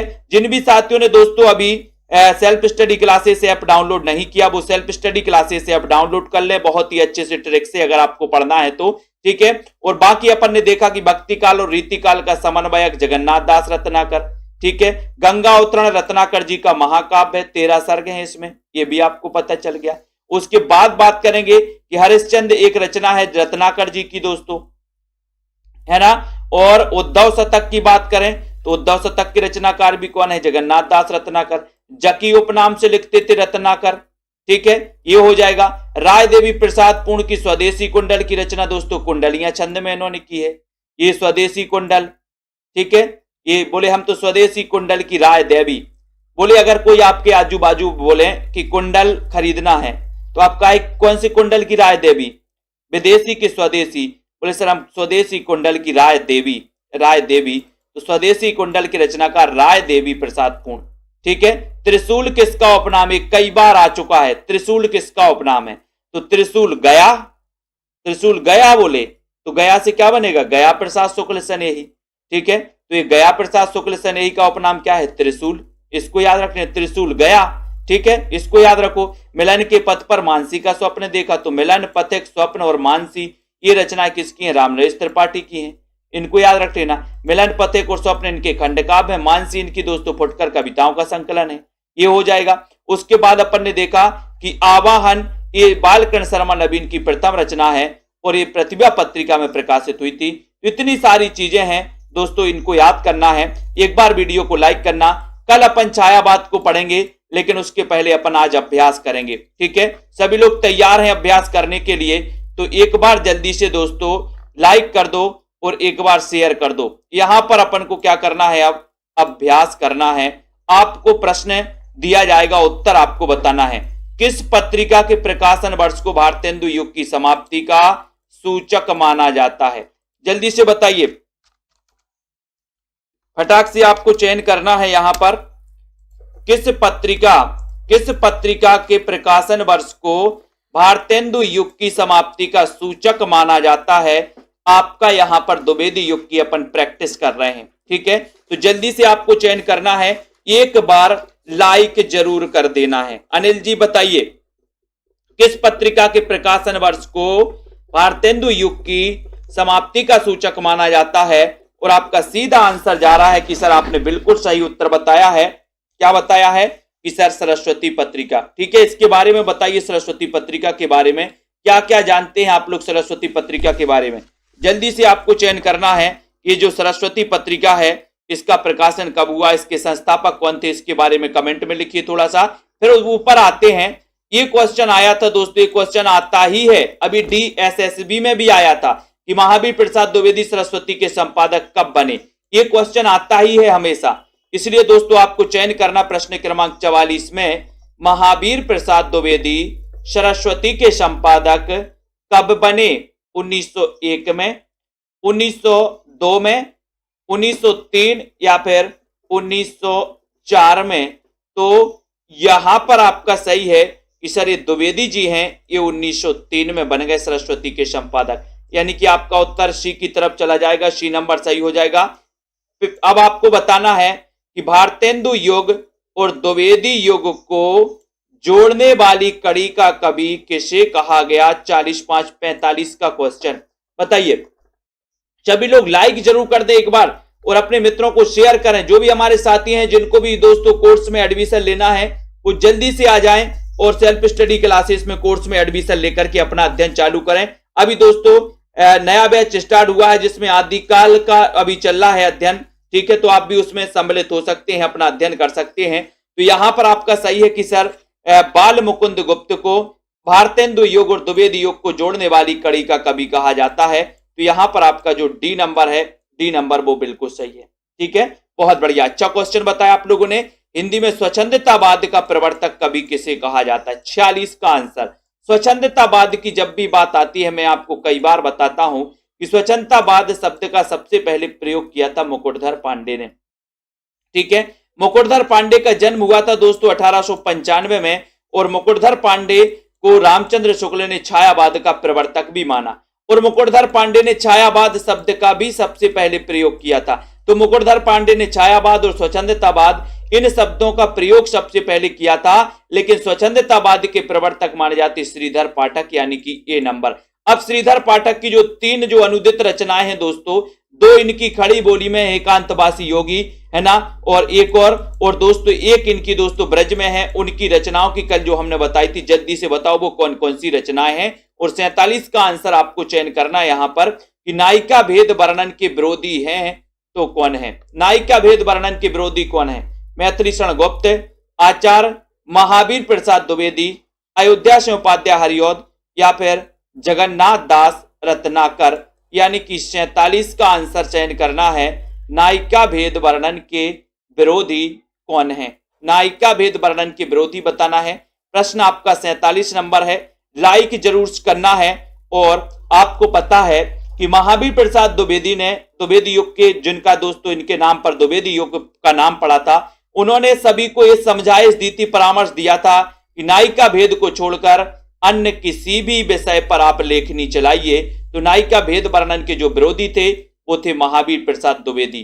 ठीक है, इन्होंने दोस्तों नायिका भेद का विरोध किया, इन्होंने इस पर लेखनी चलाने के लिए परामर्श नहीं दिया। ठीक है, संपत्ति शास्त्र के लेखक कौन है? 48 का आंसर जल्दी से आपको चयन करना है। और मधु धिम्मन जी ने बता दिया, श्रांत पथे के एकांतवासी योगी, उजड़ ग्राम। Very good. संपत्ति शास्त्र के लेखक कौन है? लाइक जरूर कर देना है, अपने मित्रों तक शेयर कर दो दोस्तों। और जिन भी साथियों को एडमिशन लेना है, रेगुलर और क्रमबद्ध पढ़ना है दोस्तों, अध्ययन बनाए रखना है। ठीक है, तो अभी आप दोस्तों हिंदी साहित्य के संपूर्ण कोर्स में एडमिशन ले सकते हैं, हमारे पंजाब मास्टर कैडर वाले सभी साथी। ठीक है, और जिनको पंजाब मास्टर कैडर का मॉडल पेपर लेना है वो मॉडल पेपर भी ले सकते हैं 4500 क्वेश्चन का। ठीक है, संपत्ति शास्त्र के लेखक है महावीर प्रसाद द्विवेदी, यानी सी नंबर सही है।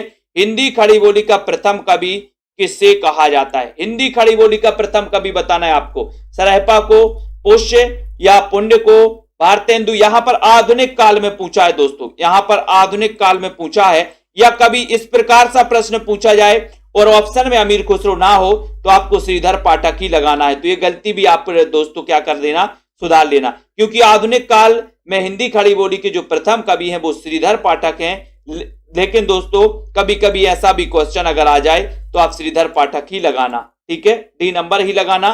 श्रीधर पाठक की कौन सी रचना ब्रजभाषा में, बहुत बढ़िया प्रश्न आ गया है यहां पर, क्योंकि यहां से क्वेश्चन पूछे जाते हैं दोस्तों। अब देखते हैं कौन कौन ने ईमानदारी से पढ़ा है। आंसू जी बताइए जल्दी से, श्रीधर पाठक की कौन सी रचना ब्रजभाषा में है।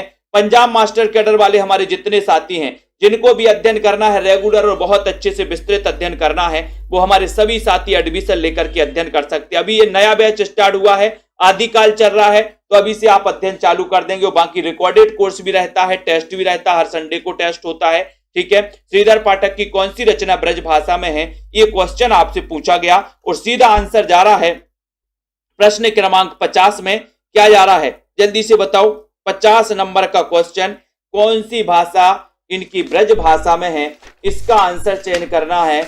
और राइट आंसर आप लोगों ने बता दिया कि सर इनकी जो उजड़ ग्राम है, उजड़ ग्राम जो इनकी दोस्तों रचना है वो काय में है, ब्रज भाषा में है। काय में है, ब्रज भाषा में। बिल्कुल सही आंसर बताया आपने, उजड़ ग्राम, ए नंबर सही हो जाएगा, ठीक है। बाकी श्रांत पथिक और एकांत वासी योगी ये खड़ी बोली में है, ठीक है। श्रीधर पाठक की रहस्यवादी कविता कौन सी है, बहुत बढ़िया, बताएं जल्दी से। श्रीधर पाठक की रहस्यवादी कविता आपको चयन करना है और एक बार जल्दी से वीडियो को लाइक करना है। बताएं, सेल्फ स्टडी क्लासेस का ऐप डाउनलोड कर लें प्ले स्टोर में जाकर के, हमारे जितने भी साथी हैं, बहुत अच्छा रहेगा आप लोगों के लिए दोस्तों। अध्ययन और स्टडी मटेरियल आपका भरपूर आपको मिलने वाला है। तो यहां पर क्वेश्चन भी बहुत अच्छा है और उत्तर भी आप लोग बहुत अच्छा ही लगाएंगे। तो यहां पर प्रश्न क्रमांक 51 का आंसर है, सीधा आंसर जा रहा है कि सर इनकी सुसंदेश जो रचना है ये रहस्यवादी है, रहस्यवादी कविता है, ठीक है। तो आपका बी नंबर बिल्कुल सही। अयोध्या सिंह उपाध्याय हरिऔध की प्रथम रचना कौन सी है, अयोध्या सिंह उपाध्याय हरिऔध की प्रथम रचना आपको बताना है, बताइए। अयोध्या सिंह उपाध्याय हरिऔध की प्रथम रचना का आपको चयन करना है। अच्छा क्वेश्चन है। अयोध्या सिंह उपाध्याय हरिऔध के बारे में पढ़ा था कि सर इन्हें आधुनिक काल का सूरदास तो कहा ही जाता है अयोध्या सिंह उपाध्याय हरिऔध को, साथ ही हिंदी खड़ी बोली के प्रथम महाकवि भी हैं, ठीक है। तो यहां पर अयोध्या सिंह उपाध्याय हरिऔध की प्रथम रचना है तो कृष्ण शतक, ठीक है। रसकला से इनका रीति ग्रंथ है। वैदेही वनवास की बात करें तो इसमें 18 सर्ग हैं।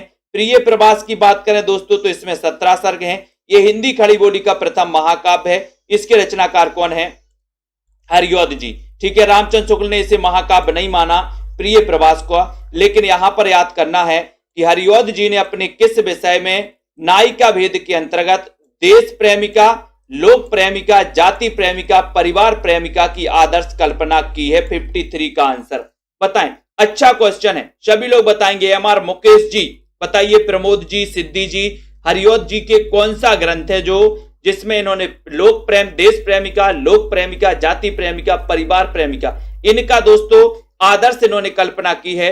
और सीधा आंसर आपका जा रहा है कि सर इनकी वो रचना है रस कलश। रस कलश दोस्तों इनकी वो रचना है, यानी डी नंबर आपका बिल्कुल सही है, डी नंबर। इस रस कलश में जो कि रीति ग्रंथ है दोस्तों, इसमें इन्होंने इस प्रकार की नायिकाओं का, इस प्रकार की प्रेमिकाओं का आदर्श दोस्तों, प्रेमिकाओं की आदर्श कल्पना की है और उत्तर चला जाता है डी नंबर, ठीक है। दूसरी रचना है दोस्तों हरिऔध जी की रस कलश, ठीक है। हिंदी खड़ी बोली का प्रथम महाकाव्य प्रिय प्रवास कितने सर्गों में विभक्त है, 54 का आंसर सभी लोग बताएं। हिंदी खड़ी बोली का प्रथम महाकाव्य प्रिय प्रवास कितने सर्गों में विभक्त है, 17 सर्गों में, 15 में, 11 में या फिर 7 सर्गों में। 54 का आंसर चयन करते हुए दोस्तों सभी लोग बताएंगे। अर्शदीप जी पंजाब मास्टर कैडर आ गया, बहुत अच्छी तैयारी करें। 54 का आंसर, और 54 में सीधा आंसर जा रहा कि सर इसमें 17 सर्ग हैं, 17 सर्ग हैं, ठीक है। इनका एक पारिजात है, पारिजात में 15 सर्ग हैं। इनका एक वैदेही वनवास है, वैदेही वनवास में 18 सर्ग हैं, ठीक है। और 17 सर्ग हैं किसमें, प्रिय प्रवास में, ठीक है। तो बहुत बढ़िया, इतने अच्छे से आप लोग उत्तर बता रहे हो, ऐसा लग रहा है जैसे पढ़ा पढ़ाया हुआ आपके पेपर में यहां पर आ गया हो, ठीक है, वेरी गुड। लेकिन बात करते मैत्रीषण गुप्त की, अपना काव्य गुरु किसे माना। आपको पता है दोस्तों कि प्रेमचंद के काव्य गुरु थे महावीर प्रसाद द्विवेदी, ठीक है, प्रेमचंद के। और मैत्रीषण गुप्त के काव्य गुरु भी कौन थे, कौन थे रश्मि पाठक जी, कौन थे मैत्रीषण गुप्त के काव्य गुरु। उत्तर चला गया महावीर प्रसाद द्विवेदी, यानी डी नंबर सही हो जाएगा, D number right, very good. Hariaudh ji का रीति ग्रंथ कौन सा है, 56 का आंसर। हरिऔध जी का रीति ग्रंथ कौन सा है, रस कलश, पारिजात, चौखे चौपदे या फिर दोस्तों पद्य प्रसून। हरिऔध जी का रीति ग्रंथ कौन सा है? 56 का आंसर। और हरिऔध जी का रीति ग्रंथ आपको बताना है और उत्तर जाता है कि सर रस कलश इनका रीति ग्रंथ है, यानी कि ए नंबर आपका बिल्कुल सही है। ए नंबर राइट आंसर है। प्रिय प्रवास में किस रस की प्रधानता है? किस रस की प्रधानता है बताइए? वीर रस की, श्रृंगार रस की, वीर और श्रृंगार, श्रृंगार और करुण, यानी कि 57 का आंसर। प्रिय प्रवास में किस रस की प्रधानता है? अच्छा क्वेश्चन है, बताएं। इसमें दोस्तों भ्रमर गीत का भी समावेश किया गया प्रिय प्रवास में, मैंने कई बार आपको बताया है। और यहां पर आपका डी नंबर सही होगा। श्रृंगार और करुण रस की इसमें प्रधानता है। श्रृंगार और करुण रस की प्रधानता किसमें? प्रिय प्रवास में। तो आपका उत्तर चला गया कहां पर? डी नंबर की ओर चला गया, डी सही हो जाएगा। हरिऔध कृत वैदेही वनवास, वैदेही वनवास है क्या? है वैदेही वनवास, बताइए। पंजाब मास्टर कैडर वाले हमारे यहाँ कितने साथी हैं? वैदेही वनवास, हरिऔध कृत वैदेही वनवास क्या है? प्रबंध काव्य है, चंपू काव्य है। तो अभी तो अपन ने पढ़ा है कि सर वैदेही वनवास में 18 सर्ग हैं, और 18 सर्ग हैं यानी कि ये क्या है? महाकाव्य है। महाकाव्य है यानी कि ये दोस्तों क्या है? प्रबंध काव्य। और आपका एक नंबर यहां पर सही हो जाएगा। वैदेही वनवास ये क्या है? प्रबंध काव्य, क्योंकि प्रबंध काव्य के भेद होते हैं दोस्तों, ठीक है, महाकाव्य और खंड काव्य। तो ये एक नंबर आपका सही है। गुप्त जी की प्रथम रचना बतानी है आपको। प्रथम रचना इनकी कौन सी है? बहुत अच्छा क्वेश्चन। 59 का आंसर बताना है। और एक बार जल्दी से शेयर कर दे सभी लोग, और एक बार लाइक जरूर कर देना दोस्तों। और अध्ययन अपना रुकना नहीं चाहिए। गुप्त जी की प्रथम रचना कौन सी है? एक अच्छा क्वेश्चन आपसे पूछा गया और सीधा आंसर जा रहा है कि सर मैथिली शरण गुप्त, जिनका जन्म हुआ था 1886 में, जिन्हें भारत भारती के कारण राष्ट्र कवि की उपाधि मिली, जिन्होंने 19 खंड काव्यों की रचना की, 2 महाकाव्यों की रचना की। साकेत और जय भारत इनके महाकाव्य। साकेत का रचना काल 1931 है और दोस्तों जय भारत का रचना काल इनका 1952 है। ऐसे कुल मिला के इन्होंने 2 महाकाव्य और 19 खंड काव्यों की, यानी कि हिंदी में सबसे ज्यादा प्रबंध काव्य लिखने वाले अगर कोई कवि हैं तो वो मैथिली शरण गुप्त हैं, जिनको राष्ट्र कवि की उपाधि दी थी महात्मा गांधी ने, ठीक है। और इनकी प्रथम रचना है तो दोस्तों वो कौन सी है? रंग में भंग, यानी कि बी नंबर आपका बिल्कुल सही है, ठीक है। अगला क्वेश्चन देखो, मैथिली शरण गुप्त को राष्ट्र कवि की उपाधि किसने दी? राष्ट्र कवि की उपाधि 60 का आंसर। बहुत ही अच्छा क्वेश्चन फिर आपसे पूछ लिया गया है कि इन्हें राष्ट्र कवि किसने कहा, राष्ट्र कवि की उपाधि किसने दी? इतना अच्छा क्वेश्चन है। रेखा बोरा जी, जया जी, बताइए 60 नंबर में। और 60 में सीधा आंसर जा रहा है कि सर ये जो उपाधि दी थी इन्हें, ये महात्मा गांधी जी ने दी थी। क्यों दी थी? बोले सर महात्मा, इनकी एक रचना थी भारत भारती 1912 की, 1912 की, और ये इतनी प्रसिद्ध हुई, इतनी प्रसिद्ध हुई, जिसने राष्ट्रीय भावना की दोस्तों क्या जागृति ला दी। और जागृति ला दी तो इस रचना के कारण, इस रचना की प्रसिद्धि के कारण महात्मा गांधी ने इन्हें राष्ट्रीय कवि की दोस्तों उपाधि दे डाली। और आज अपन राष्ट्र कवि मैथिली शरण गुप्त के बारे में पढ़ते हैं, जिनका जन्म हुआ था 1886 में चिरगांव जिला झांसी में, ठीक है। याद करना, द्विवेदी युग के किस कवि को राज्यसभा का सदस्य नियुक्त किया गया? बहुत अच्छा क्वेश्चन है। 61 द्विवेदी युग में अपन दोस्तों बड़े बड़े कवियों को पढ़ते हैं। महावीर प्रसाद द्विवेदी, मैथिली शरण गुप्त, है ना। अपन पढ़ते हैं राम नरेश त्रिपाठी, अयोध्या सिंह उपाध्याय, बड़े बड़े कवियों को पढ़ते हैं। और यहां पर द्विवेदी युग के किस कवि को राज्यसभा का सदस्य नियुक्त किया गया? आधुनिक युग का तुलसी कहा जाता है दोस्तों मैथिली शरण गुप्त को। आधुनिक युग का सूरदास कहा जाता है हरिऔध को, ठीक है, इनको याद रख लेना। आधुनिक युग की मीरा कहा जाता है दोस्तों अपनी महादेवी वर्मा को। आधुनिक युग का कबीर कहा जाता है नागार्जुन को। इन चीजों को भी आपको पढ़ना है। और द्विवेदी युग के किस कवि को राज्यसभा का सदस्य नियुक्त किया गया? तो वो कौन थे? मैथिली शरण गुप्त, यानी कि डी नंबर। डी नंबर आपका सही है, वेरी गुड। अगला देख लो, मैथिली शरण गुप्त की लोकप्रियता का मूल आधार ग्रंथ कौन सा है? मैथिली शरण गुप्त के बारे में बताना है। और एक बार जल्दी से लाइक जरूर कर दो अगर मजा आ रहा हो क्लास में, और दोस्तों आपको लग रहा हो कि हाँ बहुत अच्छे से हमारा अध्ययन हो रहा है, तो आप सेल्फ स्टडी क्लासेस का ऐप डाउनलोड करके उसमें एडमिशन ले सकते हैं दोस्तों। और यहां पर आपको बताना है कि 62 का आंसर बताइए जल्दी से। 62 का आंसर बताओ। भारत भारती, साकेत, पंचवटी या फिर यशोधरा। और यहां पर आपका सही आंसर है कि गुप्त की लोकप्रियता का मूल आधार का जो ग्रंथ था वो था भारत भारती। भारत भारती, यानी कि 62 का आंसर है आपका ए नंबर, ठीक है। और यहां पर आपसे पूछा गया, ए नंबर सही है, नेक्स्ट है भारत भारती का प्रकाशन वर्ष क्या है। तो मैं तो कई बार आपको बता चुका हूं कि सर भारत भारती को बार बार नमन, मां भारती को बार बार नमन।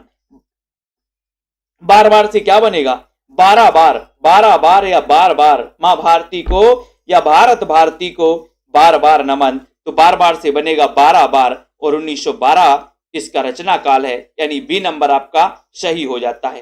ठीक है, मैत्री शरण गुप्त की वह रचना जिसने देश में राष्ट्र प्रेम की धूम मचा दी, ऐसा भी क्वेश्चन आता है 64 का आंसर। तो जल्दी से आपको चयन करना है, मैत्री शरण गुप्त की वह रचना कौन सी है जिसने देश में राष्ट्र प्रेम की धूम मचा दी है, और वो रचना है दोस्तों कौन सी इनकी। आपको पता है कि इनकी रचना साकेत भी है, यशोधरा भी है, भारत भारती भी है, जय भारत भी है। तो आपका उत्तर है कि सर इनकी वो रचना है भारत भारती जिसने राष्ट्र प्रेम की धूम मचा दी, और सी नंबर आपका सही है। ठीक है, वेरी गुड। साकेत इनका महाकाव्य है और जय भारत इनका महाकाव्य है। यशोधरा इनका खंड काव्य दोस्तों, लेकिन इसे खंड काव्यात्मक महाकाव्य कहा जाता है यशोधरा को। बहुत ही श्रेष्ठ दोस्तों ये रचना यशोधरा। यहां पर आपको बताना है जगत सच्चाई सार, बालचर, द्वापर, पथिक, ये रचनाएं किसकी हैं, ये रचनाएं आपको चयन करना है। जगत सच्चाई सार के रचनाकार कौन है, 65 का आंसर। और सी बहुत अच्छा क्वेश्चन है कि दोस्तों जगत सच्चाई सार, जगत सच्चाई, जगत की सच्चाई का सार किसको पता चलता है, किसको पता चलता, जो बिना पढ़े लिखे हैं या जो पाठक है। जो पाठक है यानी कि पढ़ता है उसको पता चलता है, क्योंकि दोस्तों अपन को किताबों में इस संसार के साहित्य का पता चलता है, संसार के समाज का पता चलता है। कहां से, किताबों में। इतिहास का पता चलता है किताबों में। ठीक है, तो जगत सच्चाई सार किसको पता चलेगा, जो पढ़ता है उसको कि नहीं। बोले सर जो पाठक है, जो पाठक है उसको जगत सच्चाई, जगत की सच्चाई का सार पता चलेगा, सार पता चलेगा। तो आपका यहां पर उत्तर हो जाएगा 3। ठीक है, बालचर ये किसकी रचना है, बालचर किसकी रचना है। तो बालचर बोले सर ये हरिऔध की रचना है, हरिऔध की बालचर। आपको पता होगा ये आपका बी नंबर बिल्कुल सही है। ठीक है, क्योंकि बोले सर अभी तक तो हमने हरि का बाल रूप ही देखा है। आपने भगवान राम का वृद्धावस्था की फोटो देखी, किसी ने क्या देखी तो बताना, थोड़ा सेंड भी करना। ठीक है, तो यहां पर बालचर ये हरिऔध की रचना है। द्वापर ये खंड काव्य है, ये किसकी है द्वापर, तो द्वापर मैत्री शरण गुप्त की। पथिक बात करें तो पथिक रामनरेश त्रिपाठी की। तो ये सारी रचनाएं आपसे बन गई हैं। ठीक है, अब दोस्तों आगे बढ़ते हैं अगले क्वेश्चन की ओर। यहां पर आते हैं प्रकाशन काल की दृष्टि से सही अनुक्रम आपको बताना है। तो सही अनुक्रम बताइए कौन सा सबसे पहले प्रकाशन हुआ था। 66 में आंसर बताना है। 66 का आंसर सभी लोग बताएंगे और एक बार जल्दी से लाइक जरूर कर देना है 66 में, और शेयर कर दो अपने मित्रों तक। और दोस्तों इसी प्रकार अध्ययन में लग जाओ सभी साथी, है ना। और 66 में आपका सही आंसर जा रहा है। बोले सर अगर प्रिय प्रवास की बात करें तो इसका रचना काल है 1914, ये पहले आ गई रचना। ठीक है, उसके बाद इनका रस कलश दोस्तों 1931 की रचना है, इसको भी अपन को याद कर लेना। ठीक है, और ये इनकी रचना 1932 की है और ये रचना उनकी 1940 की है। ठीक है, तो इस कुल मिला के दोस्तों प्रिय प्रवास, रस कलश, ठीक है, चौके चौपते वैदेही वनवास, इस प्रकार से आपका माना जाता है। इनको आपको याद रख लेना है। ठीक है,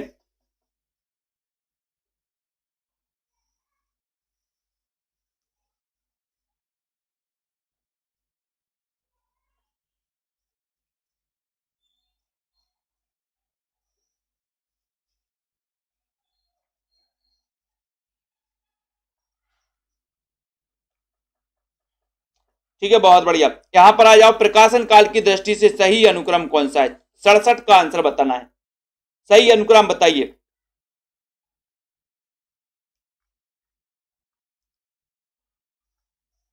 67 का आंसर,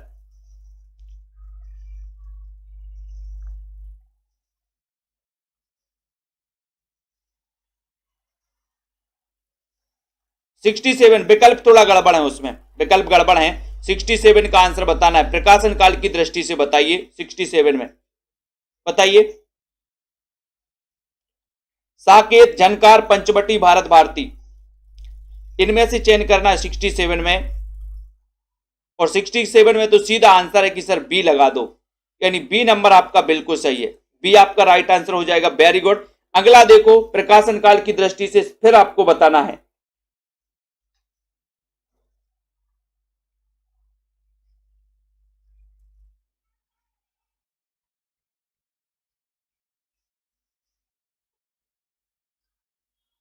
तो प्रकाशन काल की दृष्टि से 68 में, और यहां पर आपका उत्तर हो जाएगा दोस्तों कौन सा, सी नंबर, यशोदा, द्वापर, जय भारत और विष्णुप्रिया। इसी आपका सही है। साकेत का प्रथम सर्ग आरंभ होता है तो कब से होता है, बताइए।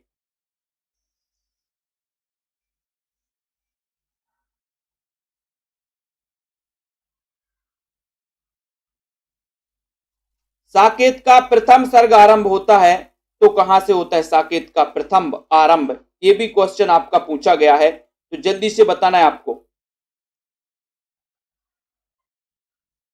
साकेत का प्रथम सर्ग कहां से आरंभ होता है, प्रश्न क्रमांक 69 में। और 69 का उत्तर आपका जा रहा है कि सर जो साकेत है ये 1931 का महाकाव्य है, ठीक है, मैथिली शरण गुप्त का। और इसका जो होता है दोस्तों वो कहां से होता है, तो आपका उत्तर है कि सर सरस्वती वंदना से, साकेत सरस्वती वंदना से, ठीक है, बहुत बढ़िया। रामचरितमानस के बाद हिंदी में राम काव्य का दूसरा स्तंभ साकेत है। यहां साकेत का अर्थ क्या है, साकेत का अर्थ बताना है, क्या है 70 का आंसर, साकेत का अर्थ क्या है बताइए। 70 नंबर का बहुत अच्छा क्वेश्चन है कि रामचरितमानस के बाद हिंदी में राम काव्य का दूसरा स्तंभ साकेत है, और साकेत का अर्थ क्या है, तो बहुत अच्छा क्वेश्चन है 70 नंबर में। और सीधा आंसर जा रहा कि सर साकेत का अर्थ है अयोध्या। साकेत का अर्थ क्या है, अयोध्या, साकेत नगरी, अयोध्या नगरी, अयोध्या, ठीक है। साकेत प्रबंध काव्य में कितने सर्ग हैं, 61, 71, जल्दी बताएं। साकेत प्रबंध काव्य में कितने सर्ग हैं ये आपको बताना है। हमारे सभी साथी जिनको भी एडमिशन लेना है वो सभी साथी शिव कुमार, आयुष जी, युवराज जी, आशु जी, ठीक है, अनवी जी, प्रश्न क्रमांक 71 में बताना है। और आपको पता है कि सर 12 सर्ग हैं, ठीक है। साकेत महाकाव्य के सृजन का प्रेरणा स्रोत क्या है, सृजन का प्रेरणा स्रोत बताना है। बहुत अच्छे से पढ़ा है अपन ने, निष्ठा त्रिवेदी जी, 72 का आंसर। और साकेत महाकाव्य के सृजन का प्रेरणा स्रोत क्या है, ये अच्छा क्वेश्चन आपसे पूछा गया है, और सीधा आंसर जा रहा है कि सर साकेत महाकाव्य के सृजन का जो प्रेरणा स्रोत है वो रविन्द्रनाथ टैगोर कृत काव्येर उपेक्षिता, ये सी नंबर, ये ग्रंथ माना जाता है, सी नंबर, ठीक है। साकेत का सबसे मार्मिक सर्ग कौन सा है, मार्मिक सर्ग बताना है, 73 का आंसर बताइए, सबसे मार्मिक सर्ग आदित्य जी। और सही आंसर जा रहा है आपका कि सर साकेत का महाकाव्य, साकेत महाकाव्य का सबसे मार्मिक सर्ग कौन सा है, नवम सर्ग, यानी डी नंबर, नवम सर्ग आपका सही हो जाता है, ठीक है। 73 में आपने राइट आंसर लगाया, नवम सर्ग। गुप्त जी की कौन सी कृति प्रकाशन में पहले आती है, पहले कौन सी आती है, जयद्रथ वध आती है, भारत भारती आती है, पंचवटी या फिर विकट भट्ट, 74। और सभी को पता है कौन सी कृति इनकी पहले आती है,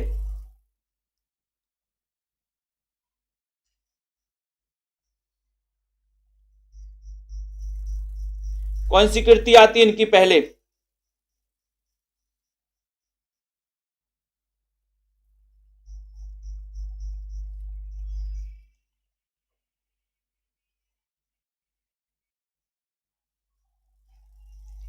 और बहुत सारे लोगों ने सी लगा दिया, बहुत बढ़िया। लेकिन आपको पता होगा कि दोस्तों ये जो जयद्रथ वध है ये 1910 है, ये 1912 है, तो आपका सी नहीं है सही, आपका ए सही है, जयद्रथ वध। जयद्रथ वध ये रचना जो है दोस्तों प्रकाशन क्रम में पहले आती है, जयद्रथ वध, और आपने लगा दिया सी, ठीक है। तो ये नंबर आपका सही हो जाएगा यहां पर,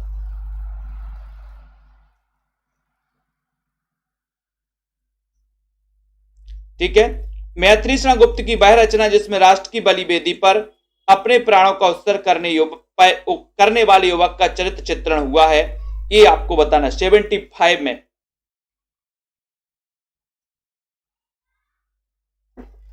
वह रचना जिसमें राष्ट्र की बलिवेदी पर अपने प्राणों का उत्सर्ग करने वाले युवक का चरित्र चित्रण हुआ है, वह रचना कौन सी है?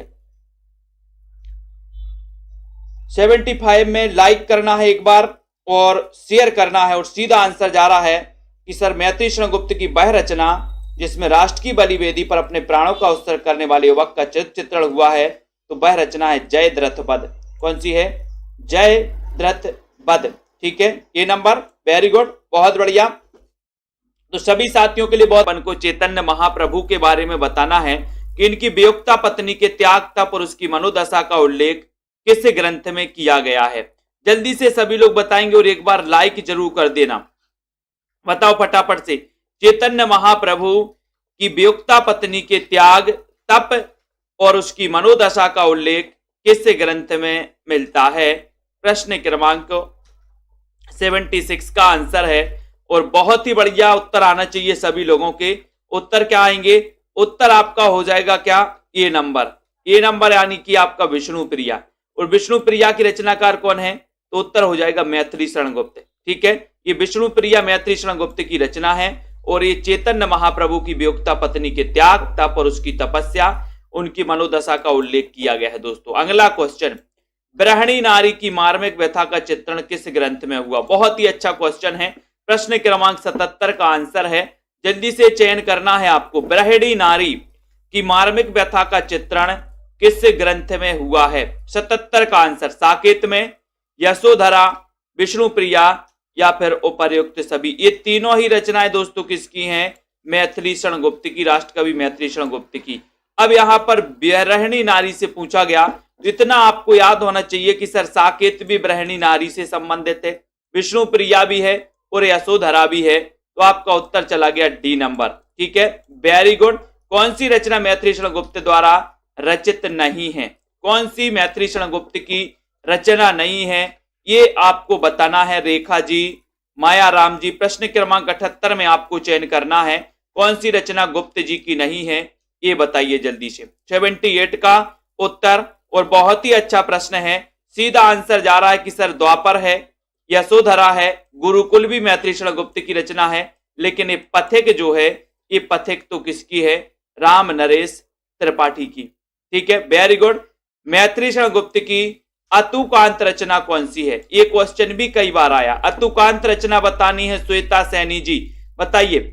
सभी लोग बताएंगे। Zahid Ali ji, self study classes app download कर ले सभी साथी, और कोर्स में एडमिशन जरूर ले लें दोस्तों। ठीक है, क्योंकि अभी न्यू बैच स्टार्ट हुआ है, आदिकाल चल रहा है, और आदिकाल से दोस्तों आप अभी अध्ययन कर सकते हैं। मैथिली शरण गुप्त की अतुकांत रचना कौन सी है? तो उत्तर हो जाएगा मेघनाथ वध, यानी कि आपका जो डी नंबर है वो मेघनाथ वध बिल्कुल सही हो जाएगा। ये इनकी अतुकांत रचना मानी जाती है गुप्त जी की, बाकी तीनों रचनाएं मैथिली शरण गुप्त की ही हैं। ठीक है, बौद्धकालीन संस्कृति को उद्घाटित करने वाला काव्य ग्रंथ कौन सा है? 80 का आंसर बताना है। बौद्धकालीन संस्कृति को उद्घाटित करने वाला काव्य ग्रंथ आपको चयन करना है। अनग है, विकट भट्ट है, झंकार है, या फिर दोस्तों वृत्त संहार है। जल्दी से बताइए। जसमेल राम जी, युवराज सिंह जी, जल्दी फटाफट से चक्के चौके लगाइए। यहां पर उत्तर बहुत ही बढ़िया आपसे पूछा गया है कि बौद्धकालीन संस्कृति को उद्घाटित करने वाला जो ग्रंथ है वो ग्रंथ कौन सा है, निम्न में से आपको बताना है। तो यहां पर 80 का आंसर पूछा गया, और 80 में सीधा आंसर चला गया कि सर इनका जो बौद्धकालीन संस्कृति को उद्घाटित करने वाला ग्रंथ है वो ग्रंथ है अनग। कौन सा है? अनग। बहुत ही बढ़िया क्वेश्चन, वेरी गुड, अनग आपका सही है। जोधपुर के एक राजपूत सरदार की 3 पीढ़ियों तक चलने वाली गाथा का वर्णन किस काव्य ग्रंथ में हुआ है? मैंने आपको बहुत अच्छा विस्तृत भी पढ़ाया था जब बताया था कि 81 का आंसर आपको आना चाहिए। जोधपुर के एक राजपूत सरदार की 3 पीढ़ियों तक चलने वाली गाथा का वर्णन किस काव्य ग्रंथ में किया गया? झंकार में, विकट भट्ट में, सैरंध्री में, या फिर गुरुकुल में? 81 बताइए शशि त्रिपाठी जी। प्रश्न क्रमांक 81 का आंसर, और एक राजपूत सरदार की 3 पीढ़ियों तक चलने वाली गाथा का जो वर्णन है, रश्मि पाठक जी, बिल्कुल सही आंसर आ गया कि सर इनकी जो रचना विकट भट्ट है, इस रचना में राजपूत सरदार की 3 पीढ़ियों तक चलने वाली गाथा का वर्णन है, यानी कि बी नंबर आपका सही हो जाएगा। ठीक है, बहुत बढ़िया। साकेत के किस सर्ग में उर्मिला लक्ष्मण मिलन वर्णित है? 82 में। बताइए। और एक बार जल्दी से लाइक कर दीजिए साथियों, आप लोग लाइक नहीं करते हो, जल्दी जल्दी फटाफट से सभी लोग लाइक करेंगे और अध्ययन में लग जाएंगे। और दोस्तों शेयर कर देना अपने मित्रों तक। यहां पर आपका सही उत्तर हो जाता है कि साकेत के किस सर्ग में उर्मिला और दोस्तों लक्ष्मण का मिलन वर्णित है? 82 का आंसर। तब आपका सीधा आंसर जा रहा है कि सर डी नंबर लगा दो। तो डी नंबर आपका बिल्कुल सही है, बहुत बढ़िया आंसर, वेरी गुड। डी यानी कि आपका 12 बिल्कुल सही है। नेक्स्ट क्वेश्चन बताइए जल्दी से। अगला क्वेश्चन है, मैत्री शरण गुप्त की किस काव्य कृति को हिंदू संस्कृति का स्वच्छ दर्पण कहा गया? वेरी गुड, इतना अच्छा क्वेश्चन आपके लिए आया है। कौन सी रचना को कहा गया है बताएं, जल्दी से बताना है।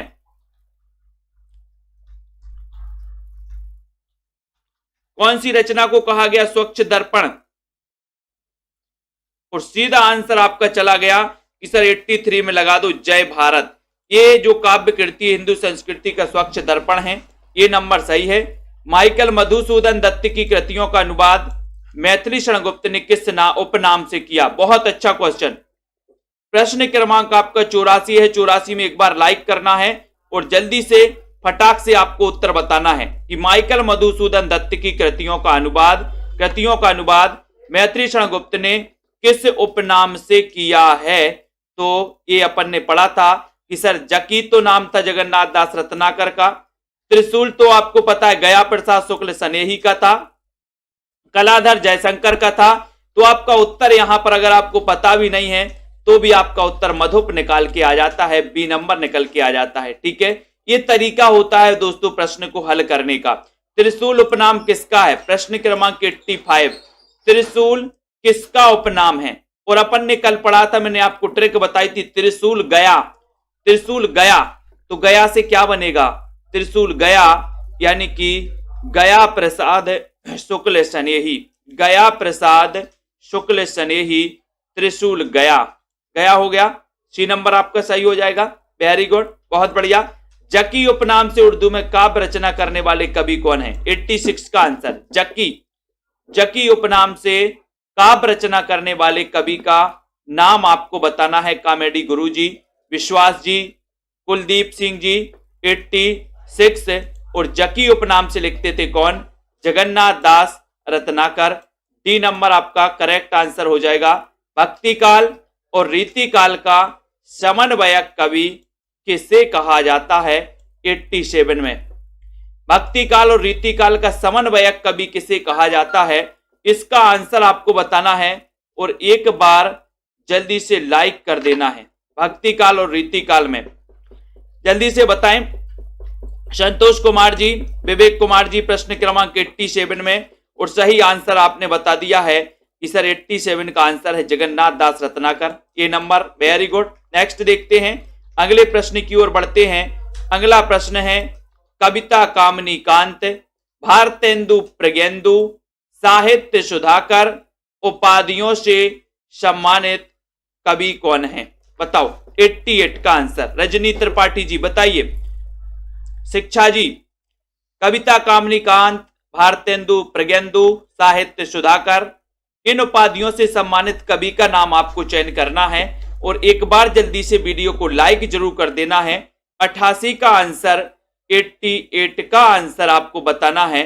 बहुत ही अच्छा क्वेश्चन है और 88 में उत्तर चला जाता है कि सर बी नंबर लगा दो, बी नंबर लगा दो, यानी कि नाथूराम शर्मा शंकर लगा दो। इन्हें कविता कामनी कांत भी कहा जाता है, इन्हें भारतेंदु प्रज्ञेंदु और साहित्य सुधाकर भी कहा जाता है, यानी कि बी सही है। अनुराग रत्न के रचनाकार कौन है? अनुराग रत्न के रचनाकार कौन है? बहुत अच्छा क्वेश्चन है, बताओ राजेश मौर्य जी। अनुराग रत्न ये किसकी रचना है? अनुराग रत्न। और हिंदी साहित्य का ऐप है दोस्तों, हिंदी साहित्य का ऐप भी आप सभी लोग डाउनलोड कर लें। 89 का प्रश्न आपसे पूछा गया है, 89 में उत्तर चला गया आपका सी, यानी कि नाथूराम शर्मा शंकर। सी नंबर आपका राइट, वेरी गुड।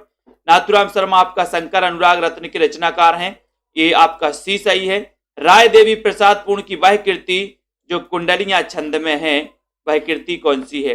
राय देवी प्रसाद पूर्ण की वह कृति जो कुंडलियां छंद में है वो बताना है बसंत वियोग। मृत्युंजय राम रावण विरोध स्वदेश कुंडल वह कृति आपको बतानी है राय देवी प्रसाद पूर्ण की वह कृति कौन सी है? 90 का उत्तर आपको चयन करना है और सीधा आंसर चला गया कि सर वो कृति है स्वदेश कुंडल। अपन ने पढ़ा था कि सर स्वदेश कुंडल की राय देवी, बोले हमें कुंडल खरीदना है, स्वदेशी खरीदें या विदेशी, तो अपन स्वदेश कुंडल की राय देवी, तो राय देवी प्रसाद पूर्ण की रचना हो जाएगी जो कुंडलियां छंद में है। करुणा कादम्बिनी के रचनाकार कौन है? बहुत अच्छा क्वेश्चन है डॉक्टर किशोरी लाल जी, बताइए करुणा कादम्बिनी के रचनाकार कौन है? गया प्रसाद हैं, महावीर प्रसाद हैं, बाल मुकुंद हैं या फिर रामचरित उपाध्याय हैं? 91 बहुत अच्छा क्वेश्चन 91 में। और करुणा कादम्बिनी इसके रचनाकार पूछा गया है, तो बताइए पिंकी शर्मा जी, कमलाकांत जी, करुणा कादम्बिनी यानी कि उत्तर चला गया गया प्रसाद शुक्ल स्नेही और ये नंबर आपका बिल्कुल सही है। राम नरेश त्रिपाठी की फुटकर कविताओं का संग्रह है तो कौन है? बताओ। त्रिपाठी जी की फुटकर कविताओं का संग्रह है, पथिक है, मानसी है, मिलन है या फिर स्वप्न है? त्रिपाठी जी की फुटकर कविताओं का संग्रह है, आपको बताना है कौन है 92 में। और तो आपको पता है कि सर इनका पथिक खंड काव्य है, पथिक का पथ भी खंडित हो जाता है, मिलन भी खंडित हो जाता है, स्वप्न भी खंडित हो जाता है, तो ये तो खंड काव्य है तीनों। ये जो मानसी है ये क्या है? फुटकर कविताओं का संग्रह है। बी नंबर आपका करेक्ट है। प्रकाशन काल की दृष्टि से सही अनुक्रम बताइए 93 में। प्रकाशन काल की दृष्टि से सही अनुक्रम बताना है मानसी स्वप्न मिलन पथिक, पथिक मिलन स्वप्न मानसी, मिलन पथिक मानसी स्वप्न या स्वप्न मानसी पथिक मिलन।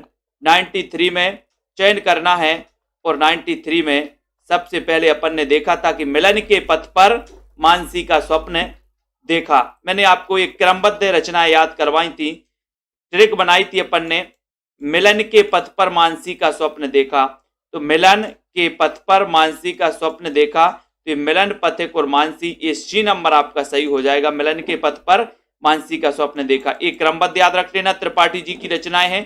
त्रिपाठी जी के कृत खंड काव्यों की संख्या कितनी है? राम नरेश त्रिपाठी जिनका जन्म हुआ था 1889 में, द्विवेदी युग के श्रेष्ठ कवि माने जाते हैं दोस्तों, ठीक है।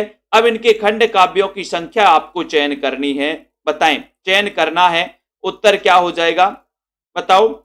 जसमेल जी, उदय यादव जी, मनु जी बताएं।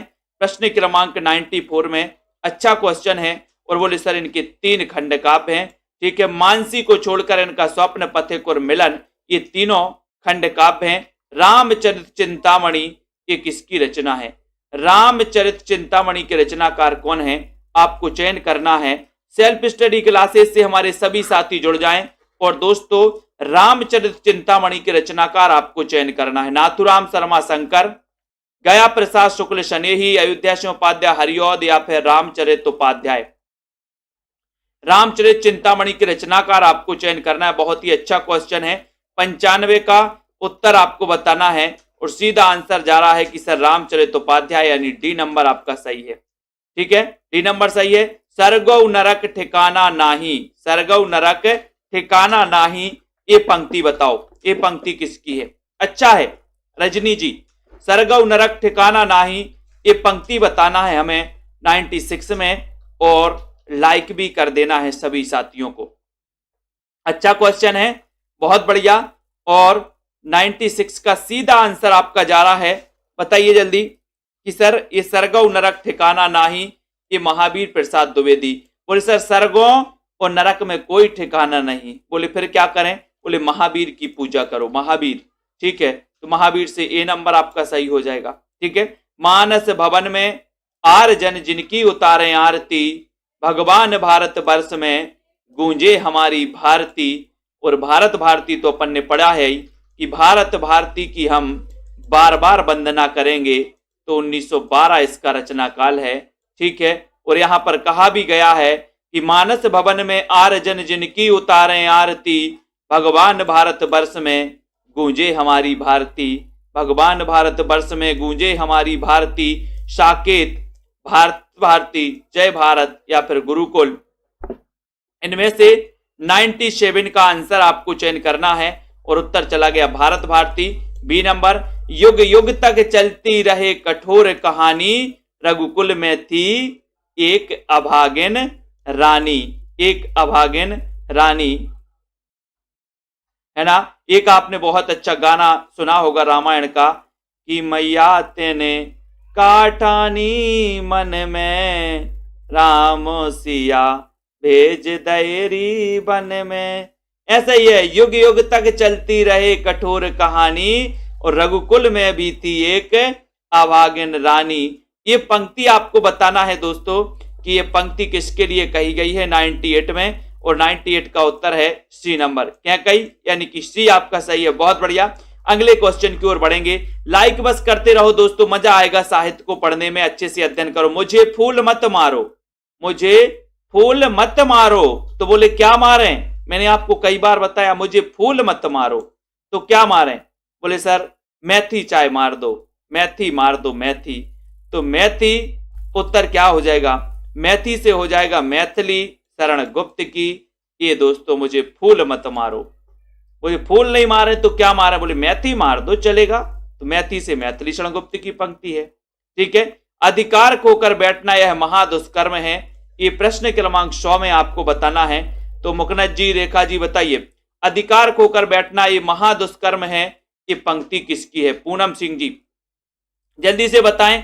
और जिन भी साथियों को कोर्स में एडमिशन लेना है, Punjab master cadre, Punjab master cadre वाले हमारे जितने भी साथी हैं, ठीक है, उनके लिए बड़ा ऑफर आ गया है। पंजाब मास्टर कैडर वालों के लिए बड़ा ऑफर आ गया है दोस्तों, ठीक है, और इस बड़ा ऑफर का आप लोग लाभ ले सकते हैं। अब दोस्तों आप मात्र 1500 रुपए में हिंदी साहित्य का संपूर्ण कोर्स 10 दिन के लिए ऑफर है, मात्र 10 दिन के लिए। तो 1500 में आप हिंदी साहित्य का संपूर्ण कोर्स में एडमिशन ले सकते हैं, मास्टर कैडर वाले हमारे साथी।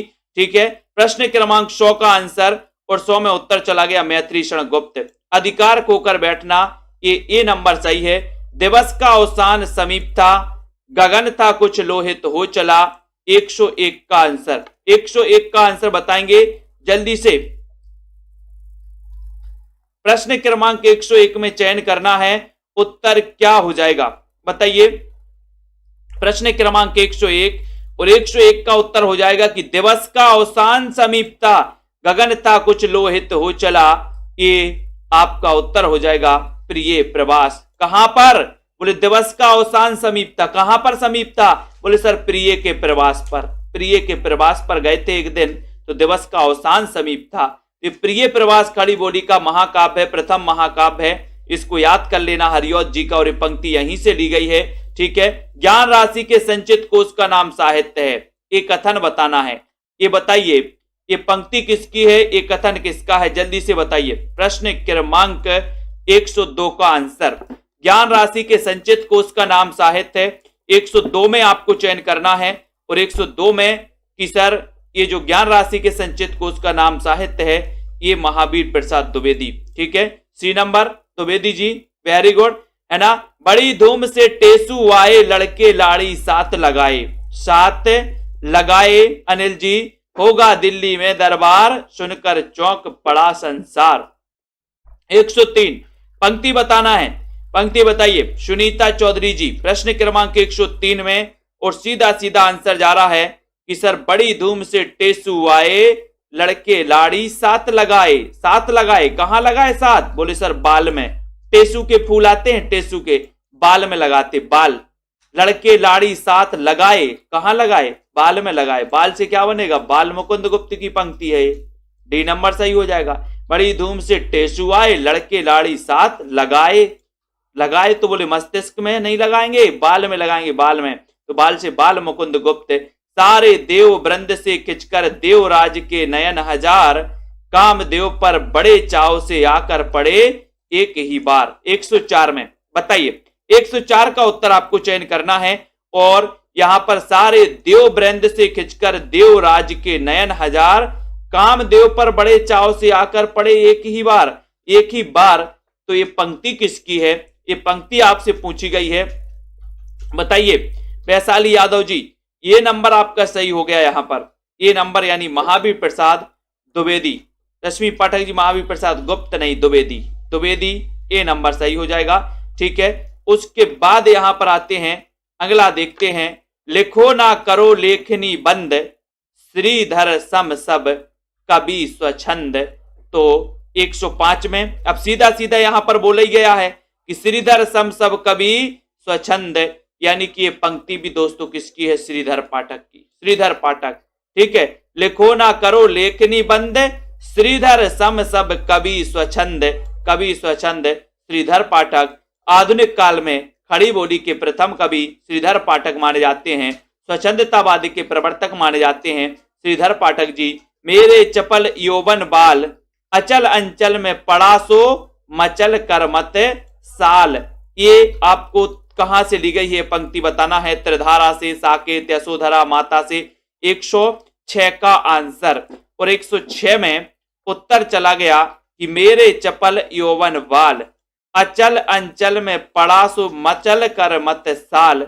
ये साकेत, साकेत यानी सी नंबर आपका सही है 106 में। जगत है सच्चा तनिक ना कच्चा, समझो बच्चा इसका भेद। जगत है सच्चा तनिक ना कच्चा, समझो बच्चा इसका भेद। ये बताइए ये पंक्ति कहां से ली गई है? माखनलाल चतुर्वेदी की पंक्ति है, श्रीधर पाठक की है, रामनरेश त्रिपाठी या श्याम नारायण पांडे की है? किसकी पंक्ति है ये आपको बताना है 107 नंबर में। और 107 का आपका उत्तर जा रहा है कि सर जगत है सच्चा तनिक ना कच्चा, समझो बच्चा इसका भेद। देखते हैं कौन कौन ने सही बताया है। सही बता दिया आपने राम नरेश त्रिपाठी, त्रिपाठी जी की ये पंक्ति है 107 में आपका राम नरेश त्रिपाठी। ये वही त्रिपाठी हैं जो दोस्तों बहुत ही, जया जी ने सही उत्तर बताया 107 का डी नंबर, बहुत बढ़िया। ठीक है, बाकी सभी इसमें क्या खा गए? ठीक है, तो आपका उत्तर यहां पर क्या हो जाएगा? त्रिपाठी जी। ठीक है, यहां पर देखो कविता कलाप किसकी रचना है? कविता कलाप किसकी रचना है? महावीर प्रसाद द्विवेदी की, पाठक की, हरिऔध की, या फिर भारतेंदु जी की? प्रश्न क्रमांक 108 का उत्तर बताना है। 108 में क्या उत्तर सही हो जाएगा?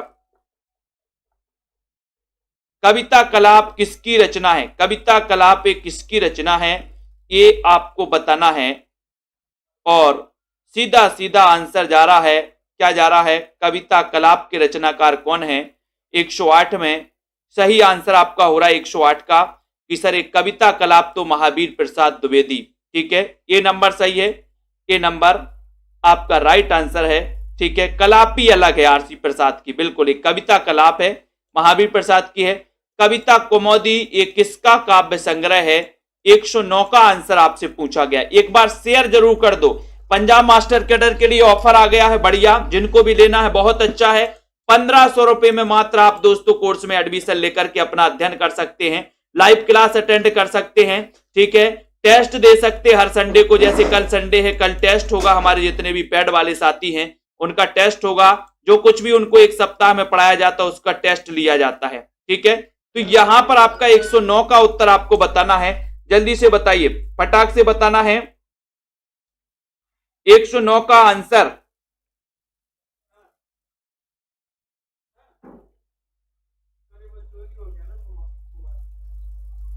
और यहां पर 109 का आंसर आपको चयन करने के लिए बोला गया और उत्तर है कि सर कविता कौमुदी यानी कि राम नरेश त्रिपाठी। ठीक है, राम नरेश त्रिपाठी आपका बिल्कुल सही है। यहां पर दोस्तों इसको सही कर लो, ये श्रीधर पाठक की ही पंक्ति है, बी नंबर लगा लो इसमें, ये त्रिपाठी जी की नहीं है। ठीक है, जगत है सच्चा तनिक ना कच्चा, समझो बच्चा इसका भेद, ये श्रीधर पाठक की ही पंक्ति है। इसको आप सुधार लो, बी नंबर इसको सही कर लो। ठीक है, आप लोगों ने बिल्कुल सही बताया था। ठीक है, कविता कलाप महावीर प्रसाद द्विवेदी की रचना है, इसको आपको समझना है, कविता कलाप आपको समझना है दोस्तों। ठीक है, तो कविता कलाप के रचनाकार महावीर प्रसाद द्विवेदी, कविता कौमुदी त्रिपाठी जी की है। प्रश्न काल की दृष्टि से सही अनुक्रम को आपको समझना है, सही अनुक्रम बताना है आपको। तो बताइए प्रकाशन काल की दृष्टि से, प्रकाशन काल की दृष्टि से सही अनुक्रम बताना है। बताइए। बिल्कुल 110 में आंसर चयन करना है और 110 का आंसर यहां पर थोड़े से विकल्प आपके लिए कम पड़ गए, लेकिन हम और बाकी विकल्पों को भी लाएंगे। यहां पर ये सबसे पहले आपको पता है दोस्तों, हिम किरीटनी, हिम तरंगणी, ठीक है, माता युग चरण, इस प्रकार से ये रचनाएं आती हैं इनकी।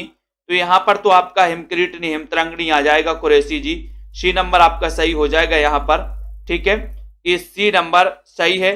फिर प्रकाशन काल की दृष्टि से 111 का आंसर बताना है, जल्दी से बताओ पिंकी जी बताइए। 111 प्रकाशन काल की दृष्टि से सही अनुक्रम क्या है? सही अनुक्रम बताइए अंश जी। प्रश्न क्रमांक 111 और प्रकाशन काल की दृष्टि से सबसे पहले यहां पर दिख रहा है अपन को प्रिय प्रवास, ठीक है, प्रिय प्रवास दिख रहा है। फिर 110 का आपने सी सही बताया, 111 का बताना है और 111 में अपना उत्तर चला जाएगा डी, यानी प्रिय प्रवास, मिलन, उद्धव शतक और साकेत, ठीक है, ये आपका डी सही हो जाएगा, ठीक है। जिन्होंने डी बताया है बिल्कुल सही है वीरेंद्र जी। अब देखो यहां पर आपको रचनाओं को सुमेलित करना है, भारत गीत, पारिजात, पंचवटी या फिर मानसी, इनको चयन करना 112 में आपको बताना है। और यहां पर भारत गीत के रचनाकार तो कौन है? सीधा सीधा तो दिया है यहां पर पारिजात में गड़बड़, पारिजात तो दोस्तों बोले सर हरिऔध जी की है, सॉरी हरिऔध जी, ठीक है। भारत गीत के रचनाकार भारत गीत के श्रीधर पाठक ही हैं, अरे सॉरी ये भारत गीत यहां पर है श्रीधर पाठक, भारत गीत के श्रीधर पाठक हैं, पारिजात के हरिऔध हैं, ठीक है, पंचवटी तो मैत्री शरण गुप्त की है और मानसी रामनरेश त्रिपाठी की है, ठीक है। तो यहां बता दे रहे हैं हम, भारत गीत के रचनाकार श्रीधर पाठक, पारिजात आपको पता ही है हरिऔध, पंचवटी मैत्री शरण गुप्त, मानसी रामनरेश त्रिपाठी, ठीक है, वेरी गुड। अगली यहां पर रचनाओं को फिर बताना है, जल्दी से बताएं उत्तर क्या हो जाएगा, सभी लोग को बताना। 113 का आंसर, रचनाओं को सुमेलित करना है, गंगा उत्तरण, युग चरण, पाथे या फिर उर्मिला, ये रचनाएं किस किस की हैं? गंगा उत्तरण बताना है और गंगा उत्तरण तो आपको पता ही है कि सर गंगा उत्तरण ये जो रचना है ये रत्नाकर की है, ठीक है। ये गंगा उत्तरण क्या है? खंड काव्य या महाकाव्य? बताइए जल्दी से। युग चरण तो आपको पता ही है कि युग चरण तो जो रचना है वो माखनलाल चतुर्वेदी, ये है यहाँ पर माखनलाल चतुर्वेदी। पाथे किसकी रचना है? तो आपका उत्तर पाथे और पथिक में दोस्तों कंफ्यूज नहीं होना आपको, ये पाथे जो है ये सियाराम शरण गुप्त की है, ठीक है। और उर्मिला तो आपको पता ही है कि बालकर्ण शर्मा नवीन की रचना है, ठीक है। और पथिक रामनरेश त्रिपाठी की, पथिक रामनरेश त्रिपाठी और पाथे सियाराम शरण गुप्त की। गंगा उत्तरण जगन्नाथ दास रत्नाकर की, युग चरण माखनलाल चतुर्वेदी, ठीक है। और उर्मिला ये बालकर्ण शर्मा नवीन की है, इसको याद रख लेना। किट्टू अग्रवाल जी, हाँ ऐसे ही आंखें फाड़ फाड़ के देखना है। उसके बाद देखो क्वासी किसकी रचना? क्वासी यानी कि 114 में बताइए, अज्ञे भारती नवीन दिनकर, क्वासी के रचनाकार कौन है 114 में? और एक बार जल्दी से वीडियो को शेयर तो कर दो अपने मित्रों तक, जिनको भी एडमिशन लेना है। कल से दोस्तों आपके लिए पंजाब मास्टर के कार्डर के लिए क्या आ गया है? ऑफर आ गया है कि आप 1500 में एडमिशन लेकर के लाइव क्लासों के माध्यम से हिंदी साहित्य के हमारे साथी पंजाब मास्टर कैडर एग्जाम के लिए तैयारी कर सकते हैं। और क्वासी ये पूछा जाता है 114 में और उत्तर हो जाएगा नवीन, यानी सी नंबर। क्वासी किसकी रचना है? बालकर्ण शर्मा नवीन की। वेणु लो गूंजे धरा, इसके रचनाकार कौन है? 115 में वेणु लो गूंजे धरा, 115 का आंसर। और वेणु लो गूंजे धरा यानी कि उत्तर चला जाएगा कि सर वेणु लो गूंजे धरा यानी आप माखनलाल चतुर्वेदी लगा दो, है ना। बोले बेणु लो गूंजे धरा, बोले क्यों? बोले माखन खा के बेणु लो गूंजे धरा, ठीक है। तो इसको याद करना है जी। विजय शंकर जी, ठंड पड़ रही है अब, ठीक है। तो माखन खा के बेणु लो गूंजे धरा, डी नंबर। कौन सा युग में सुमेलित नहीं है? युग में कौन सा सुमेलित नहीं है? 116 में हल्दी घाटी सुमित्रा कुमारी चौहान, भंब स्पाई जन्म के नवीन, स्वप्न रामनरेश त्रिपाठी, चौखे चौपदे हरिऔध। तो यहां पर 116 का आंसर पूछा गया और यही तो है कि सर हल्दी घाटी तो श्याम नारायण पांडे की रचना है, ये सुभद्रा कुमारी चौहान की नहीं है। और यही पूछा है कि कौन सा सुमेलित नहीं है, तो ये नंबर आपका सही हो जाएगा। बाकी हम बिस्पाई जन्म किए तो बालकर्ण शर्मा नवीन, स्वप्न त्रिपाठी जी की है, चौके चौपदे हरिवंश जी की है। आपका उत्तर ये नंबर आपने जो लगाया वो बिल्कुल सही लगाया है। बहुत बढ़िया। अगले क्वेश्चन की ओर अपन बढ़ते हैं। अगले क्वेश्चन में यहाँ पर दोस्तों अब यहाँ से अपना छायावाद स्टार्ट हो चुका है। क्या स्टार्ट हो चुका है? छायावाद स्टार्ट हो चुका है। तो कल से अपन छायावाद को स्टार्ट करेंगे, ठीक है। सभी साथी अध्ययन करेंगे और सभी साथियों के लिए दोस्तों मैं आज से बता दे रहा हूं कि कल से अपन को छायावाद का विस्तृत अध्ययन करना है, ठीक है।